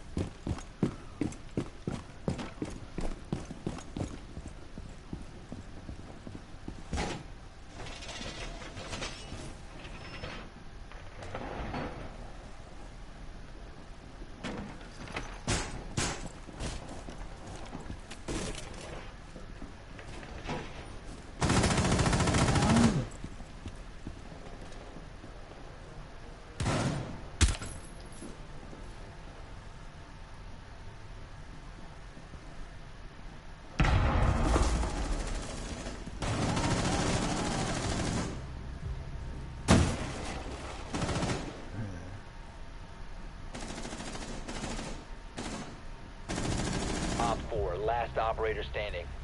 Oh, I see him. He's right here.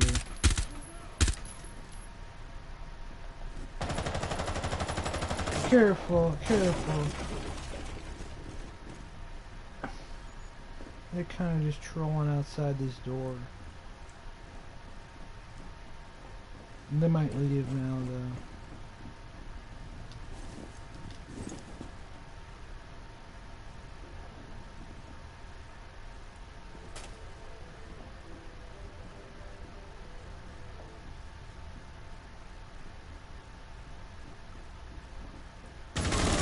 Oh, watch out. It's an ambush. One friendly remaining. Oh, where are they? Oh, God. Can somebody red dot this chick so I know where the hell they're shooting from?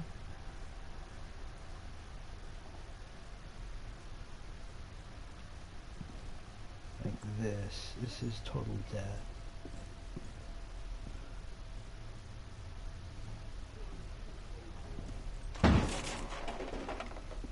Where is that sound coming from?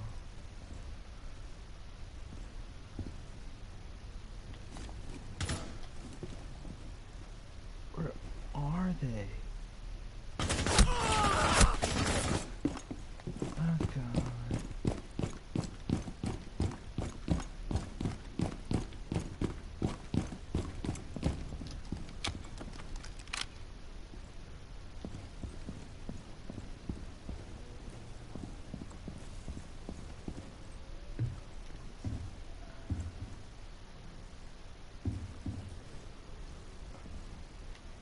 I'm trapped, aren't I? Yeah.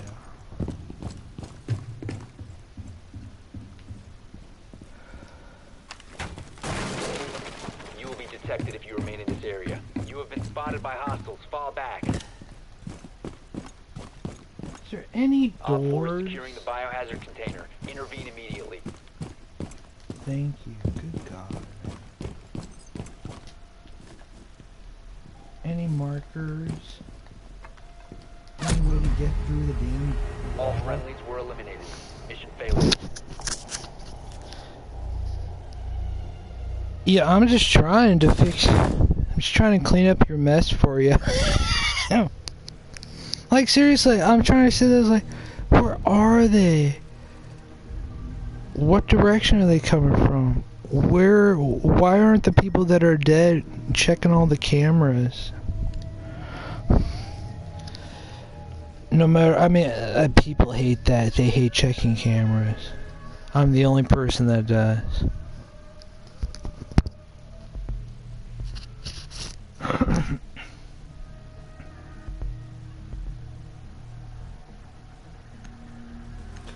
on.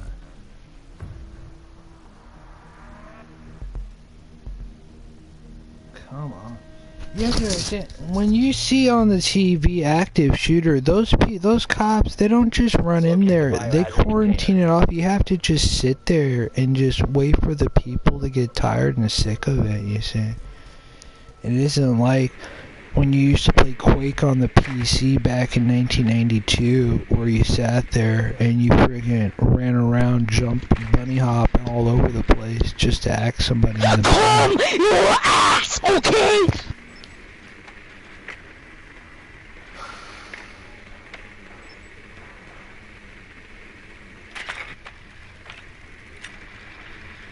Insertion in 10 seconds. Insertion in 5 seconds. Good work. The biohazard container has been located. Proceed to biohazard container location. I found the objective? Oh, okay.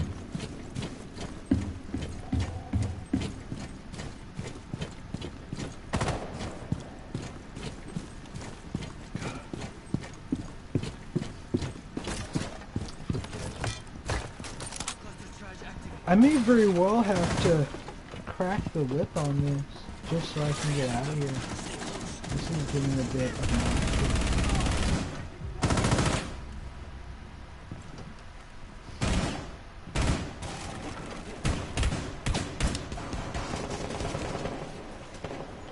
There's two on this side.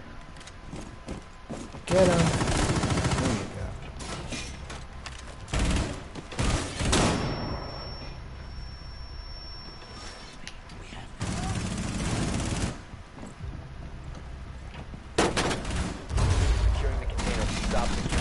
Sí, me acuerdo.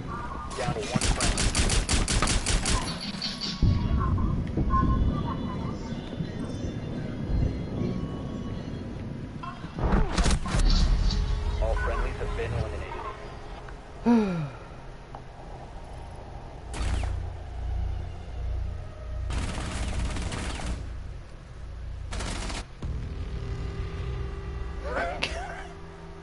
Oh god.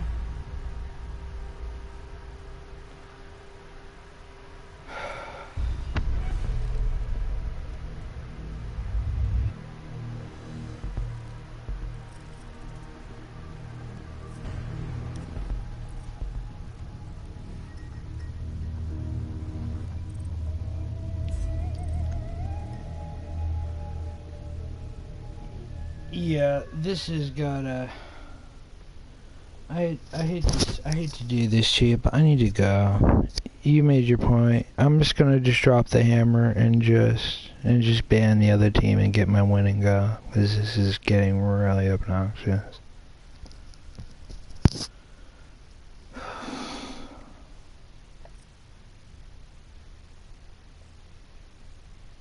And why bother? On second thought, why? I just got that win. I can lose a couple more, but I may have to step out for a minute. In fact, here, I'm just gonna leave it like this. I'll be right back.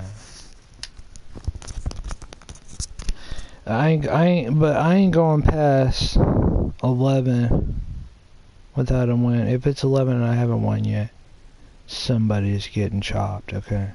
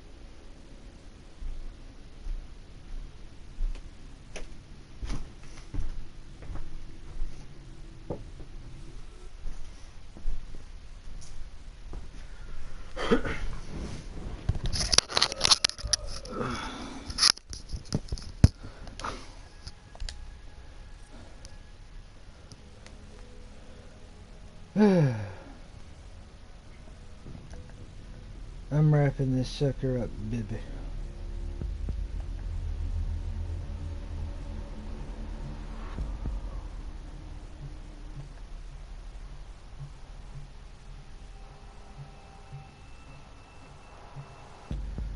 Move out of there. Move out of there.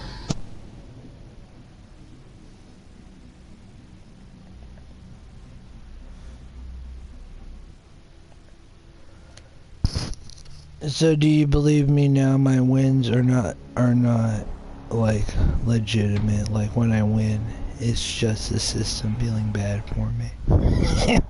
That's why they put me on your team, because I've been losing. I've cracked. I'm not gonna get into it, but for my peoples, my family that like watch me, they saw today like it's all fake combat. And, you know, they cast loss beforehand to see who's gonna win and lose. Need to locate the hostage.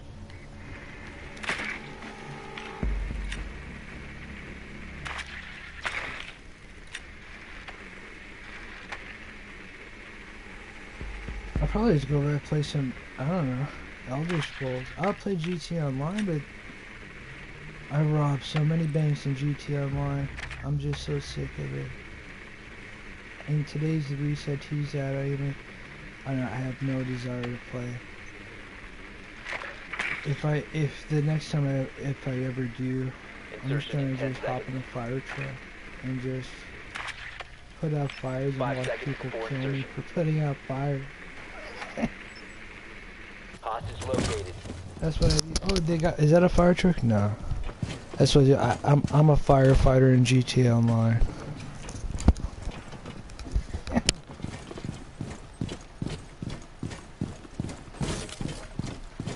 Oh, there's something popping. Ooh, this place give me the spooks. Follow me. We have this.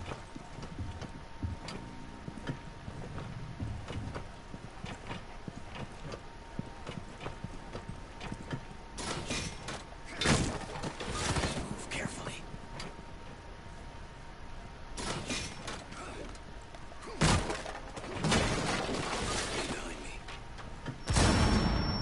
Yes, we have now entered the Dogger Pit of Death. There are pitfalls aplenty in the Dogger Temple here. I like to maybe enter stealth mode. Here. Am I hidden? I don't know if I'm hidden. Stay close.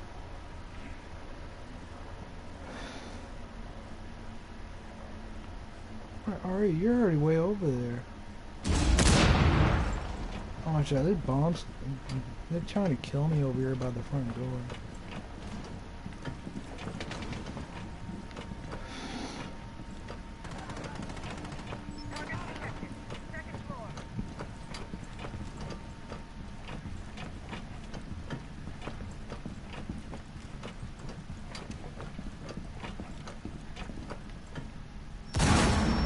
Oh, I hit another bomb. Uh-oh, I knew it. They're killing me. It's clear. Go ahead. I can't guarantee what's upstairs though. Stay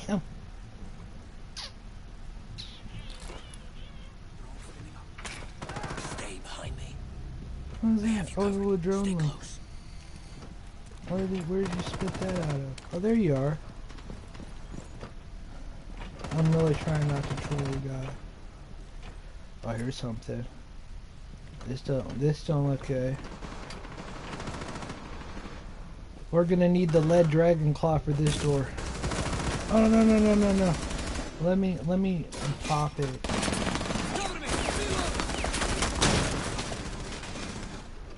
Oh, I missed the door. Oh, there's one over there. Last stop standing. Let's see if Oh, be careful, my guy. Oh no, where is that? Oh no, we're all gonna die. Why? Oh. Something. Pick me up, please. Watch out. Oh, I got him. Oh no, again. That's two. I saved two people. Secured. Initiate extraction. Secure the hostage. Don't injure the hostage. Where are you? Hostage stable. Hostage acquired. Move out. Move carefully. Oh, I see you outside. Run for your life. Run for your life. Hostage no longer secure. Hey, you saved the day. You saved the hostage. Everybody's saving everybody. Good game. Good game. It's just me. Sorry about that. It's like, you're saving the day. I want to be a part of you saving the day. Mr. Saver. Saver 408. And there's XMK. Saver. XMK. Alrighty then. Thanks, guys. Everybody saved the day today.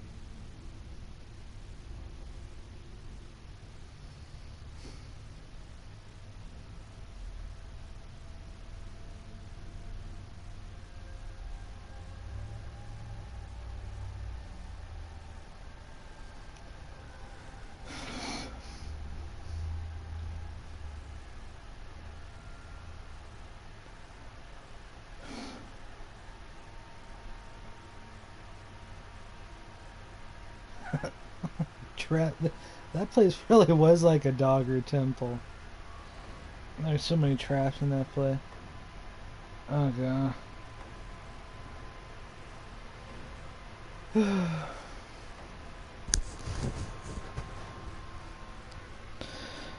Yeah, this is it. I'm cutting it short for the night. I'm gonna continue forward with my stream. Doing the scrolls. I guess I still do a Bible reading, I guess. Do a Bible reading and then it's going to have to go do scrolls.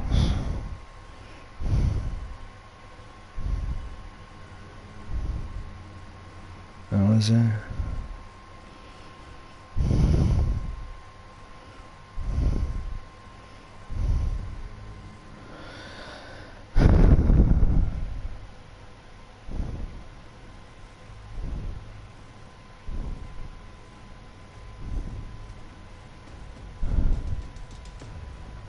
I want to keep playing, but it's just like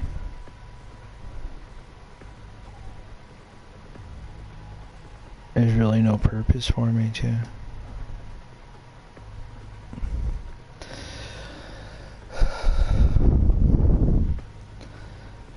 Well, this book has come to an end.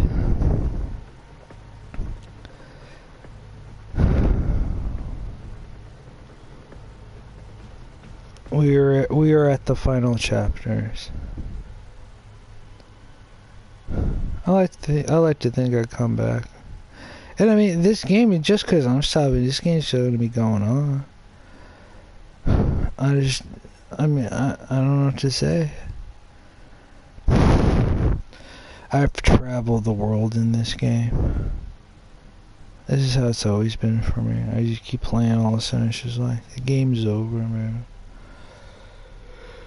Why am I gonna keep going on and doing this? I've proven everything I've needed to.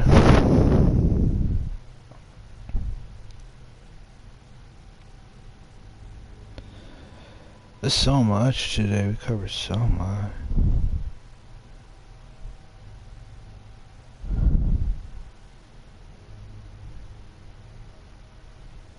I was just trying to get into it too. I was just finally starting to get the groove on for it. You can see I really don't want to stop.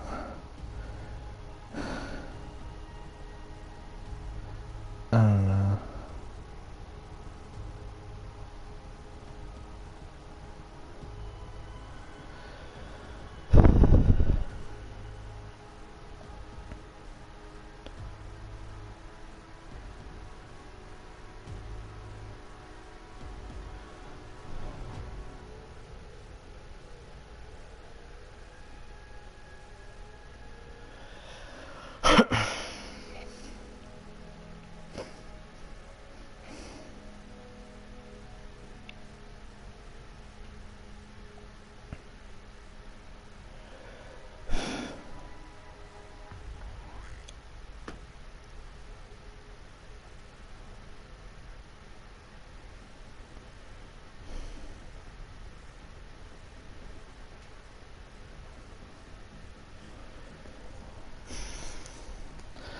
I was here to think about, why bother?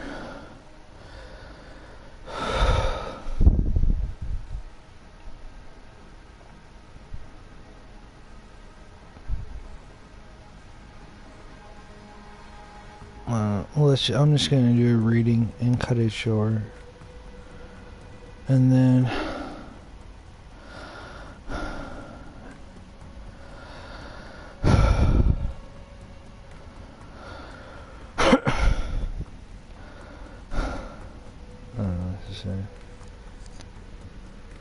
just no reason to keep going.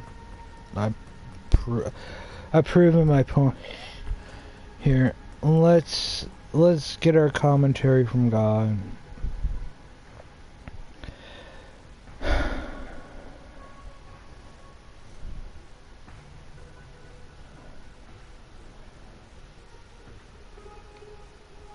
And then the investigation has been completed.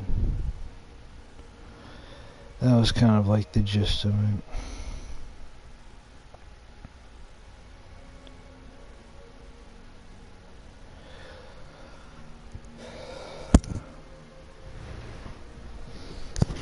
There's so much stuff. The whole thing is rude. Well, if it's nice to know you can win when you want to. And that's about it. The whole thing's rigged. So I mean, I'm not gonna worry about having to constantly keep winning.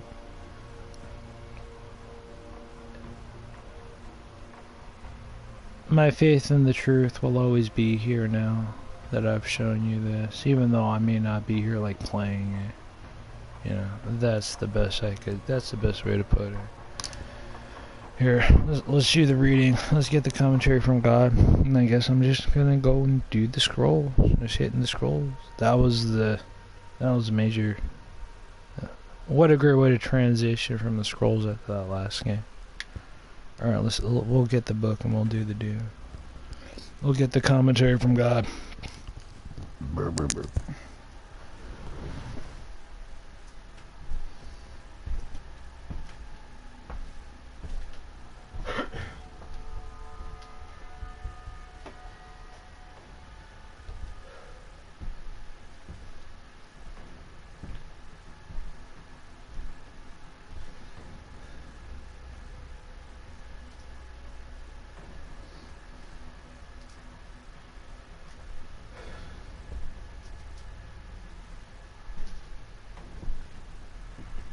Holy ho, holy ho.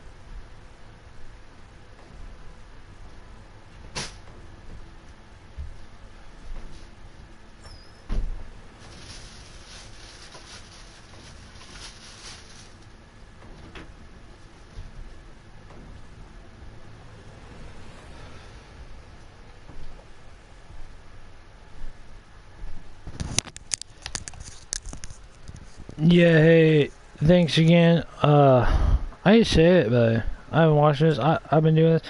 I'm just gonna cut it short for the night. We finished the good game investigation. We solved the mystery of who's the champion of Rainbow Six. We found out all the winning and all the losing. It's all predetermined through the system. I want to go have a cigarette. We'll do the commentary from God, and then I'm probably just gonna start up Scrolls. I may come back to Rainbow Six. It's not like it's over for good, but for now, I think it'll be good to do a Rainbow Six. I'm still. I camped out one of those dormer ruins in one of the little rooms, the old rooms they had there. So, I'll go have a cigarette. God's gonna keep my seat warm for me while I go out and smoke. I'll be right back. Be right back.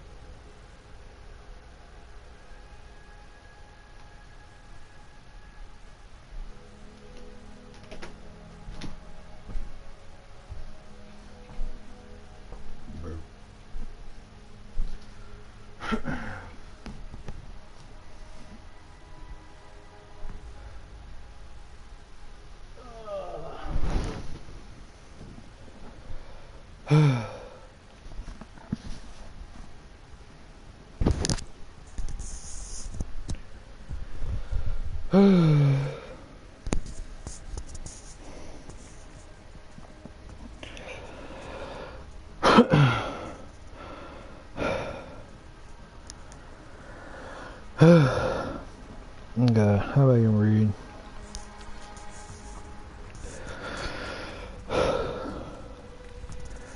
And now, a commentary from God.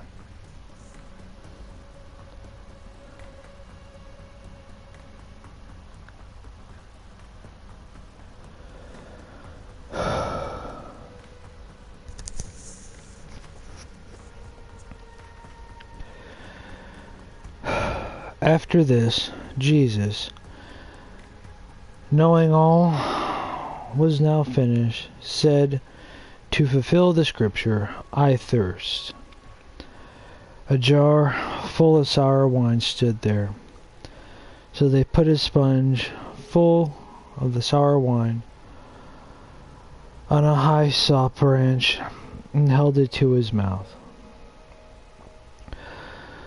When Jesus had received the sour wine, he said, It is finished.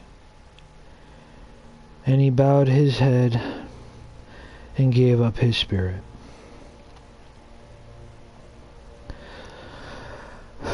Since it was the day of preparation, and so that the bodies would not remain on the cross on the Sabbath, for that Sabbath was a high day, the Jews asked Pilate that their legs might be broken and that they might be taken away.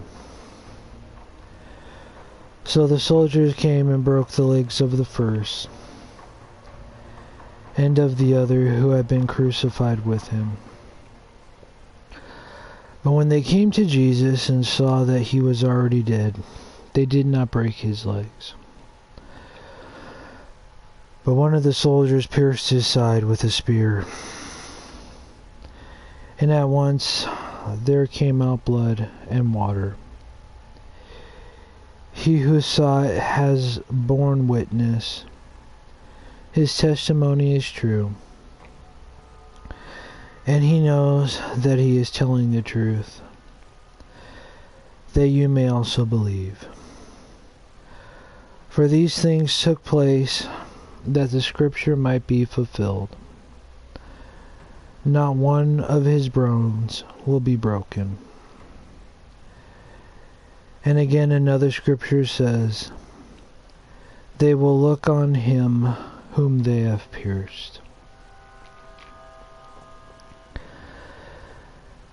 After these things, Joseph of Arimathea, who was a disciple of Jesus, but secretly for fear of the Jews, asked Pilate that he might take away the body of Jesus. And Pilate gave him permission. So he came and took away his body. Nicodemus also, who earlier had come by Jesus by night, came bringing a mixture of myrrh and aloes, about 75 pounds in weight. So they took the body of Jesus and bound it in linen cloths with the spices, as is the burial custom of the Jews. Now, in the place where he was crucified, there was a garden. And in the garden, a new tomb in which no one had yet been laid. So because of the Jewish day of preparation, since the tomb was close at hand, they laid Jesus there. Now on the first day of the week, Mary Magdalene came to the tomb early, while it was still dark, and saw that the stone had been taken away from the tomb. So she ran and went to Simon Peter and the other disciple, the one whom Jesus loved, and said to them, "They have taken the Lord out of the tomb, and we do not know where they have laid him." So Peter went out with the other disciple, and they were going toward the tomb. Both of them were running together, but the other disciple outran Peter and reached the tomb first. And stooping to look in, he saw the linen cloths lying there, but he did not go in. Then Simon Peter came, following him, and went into the tomb. He saw the linen cloths lying there, and the face cloth, which had been on Jesus' head, not lying with the linen cloths, but folded up in a place by itself. Then the other disciple, who had reached the tomb first, also went in, and he saw and believed, for as yet they did not understand the scripture, that he must rise from the dead. Then the disciples went back to their homes. But Mary stood, weeping outside the tomb, and as she wept, she stooped to look into the tomb. And she saw two angels in white, sitting where the body of Jesus had lain, one at the head and one at the feet. They said to her, "Woman, why are you weeping?" She said to them, "They have taken away my Lord, and I do not know where they have laid him." Having said this, she turned around and saw Jesus standing, but she did not know that it was Jesus. Jesus said to her, "Woman, why are you weeping? Whom are you seeking?" Supposing him to be the gardener, she said to him, "Sir, if you have carried him away, tell me where you have laid him, and I will take him away." Jesus said to her, "Mary." She turned and said to him in Aramaic, "Rabboni," which means teacher.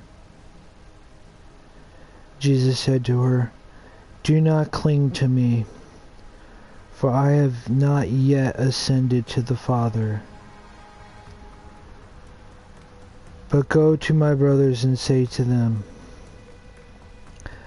I am ascending to my Father and your Father, to my God and your God." Mary Magdalene went and announced to the disciples, "I have seen the Lord," and that he had said these things to her. On the evening of that day, the first day of the week, the doors being locked where the disciples were for fear of the Jews, Jesus came and stood among them and said to them, "Peace be with you." When he had said this, he showed them his hand and his side. Then the disciples were glad when they saw the Lord. Jesus said to them again, "Peace be with you. As the Father has sent me, even so I am sending you." And when he had said this, he breathed on them and said to them, "Receive the Holy Spirit. If you forgive the sins of any, they are forgiven them. If you withhold forgiveness from any, it is withheld." Now Thomas, one of the 12, called the twin, was not with them when Jesus came. So the other disciples told him, "We have seen the Lord." But he said to them, "Unless I see in his hands the mark of the nails, and place my finger into the mark of the nails, and place my hand into his side, I will not believe." 8 days later, his disciples were inside again, and Thomas was with them. Although the doors were locked, Jesus came and stood among them and said, "Peace be with you." Then he said to Thomas, "Put your finger here and see my hands, and put out your hand and place it in my side. Do not disbelieve, but believe." Thomas answered him, "My Lord and my God." Jesus said to him, "Have you believed because you have seen me? Blessed are those who have not seen and yet have believed." Now Jesus did many other signs in the presence of the disciples, which are not written in this book. But these are written so that you may believe that Jesus is the Christ, the Son of God, and that by believing you may have life in his name.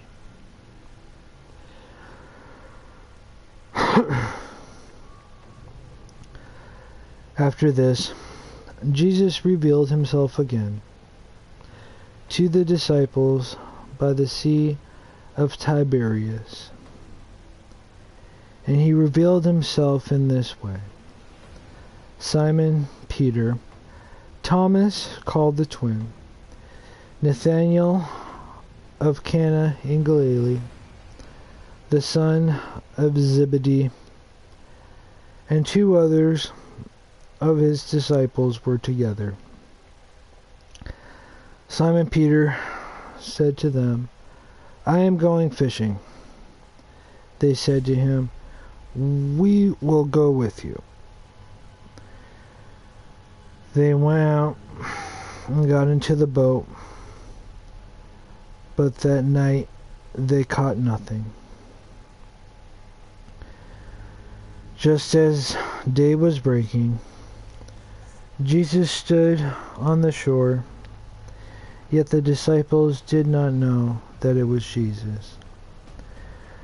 Jesus said to them, "Children, do you have any fish?" They answered him, "No." He said to them, "Cast the net on the right side of the boat, and you will find some." So they cast it,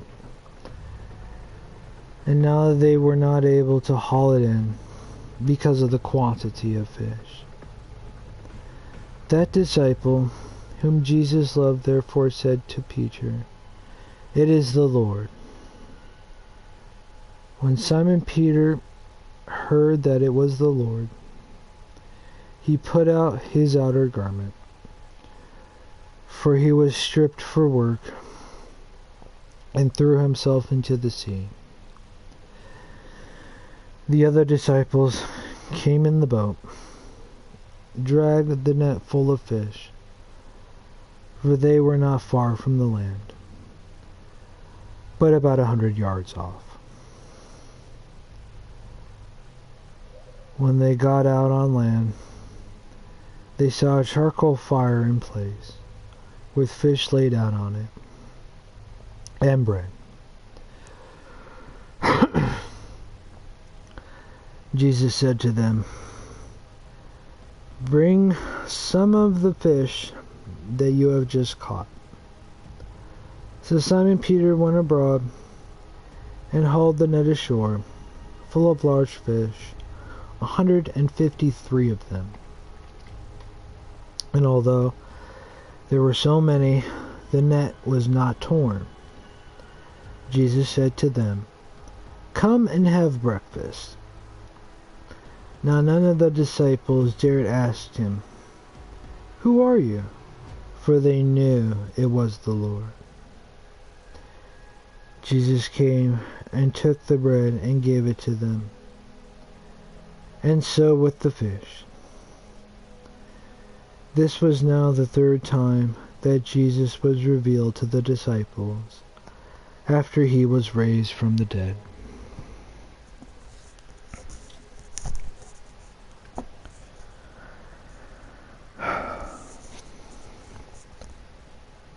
When they had finished breakfast,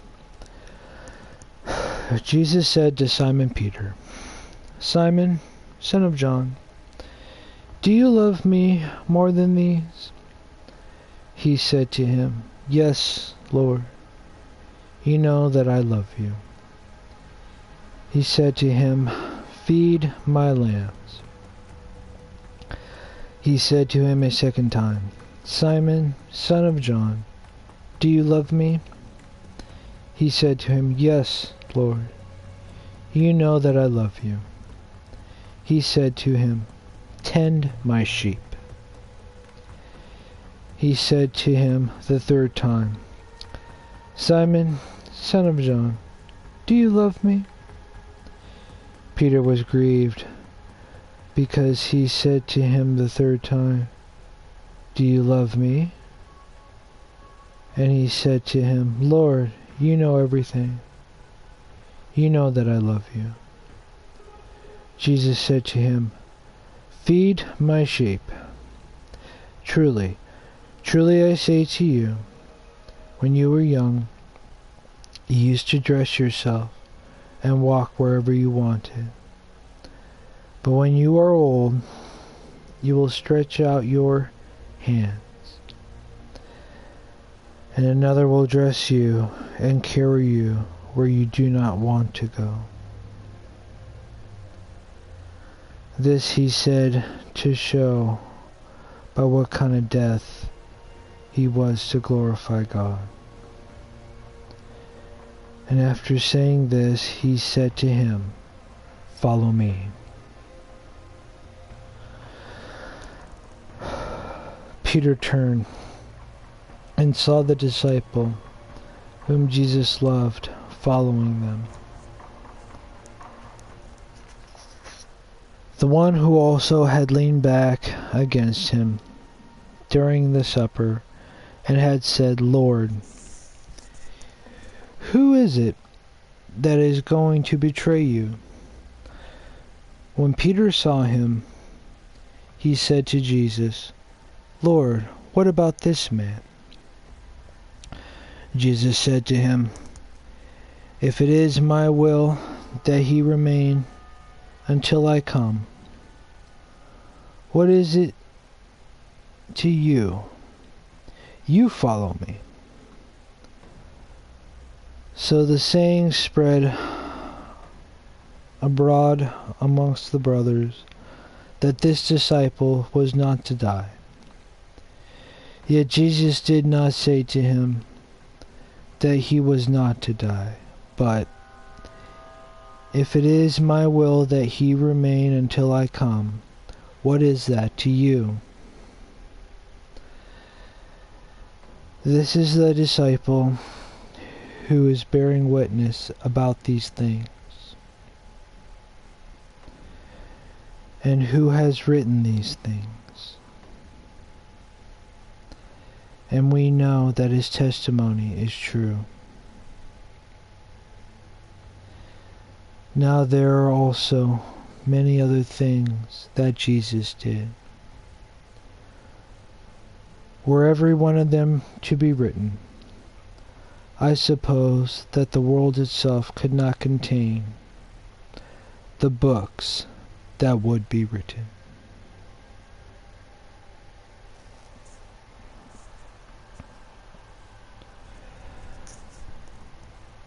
Just in reference to the events of today.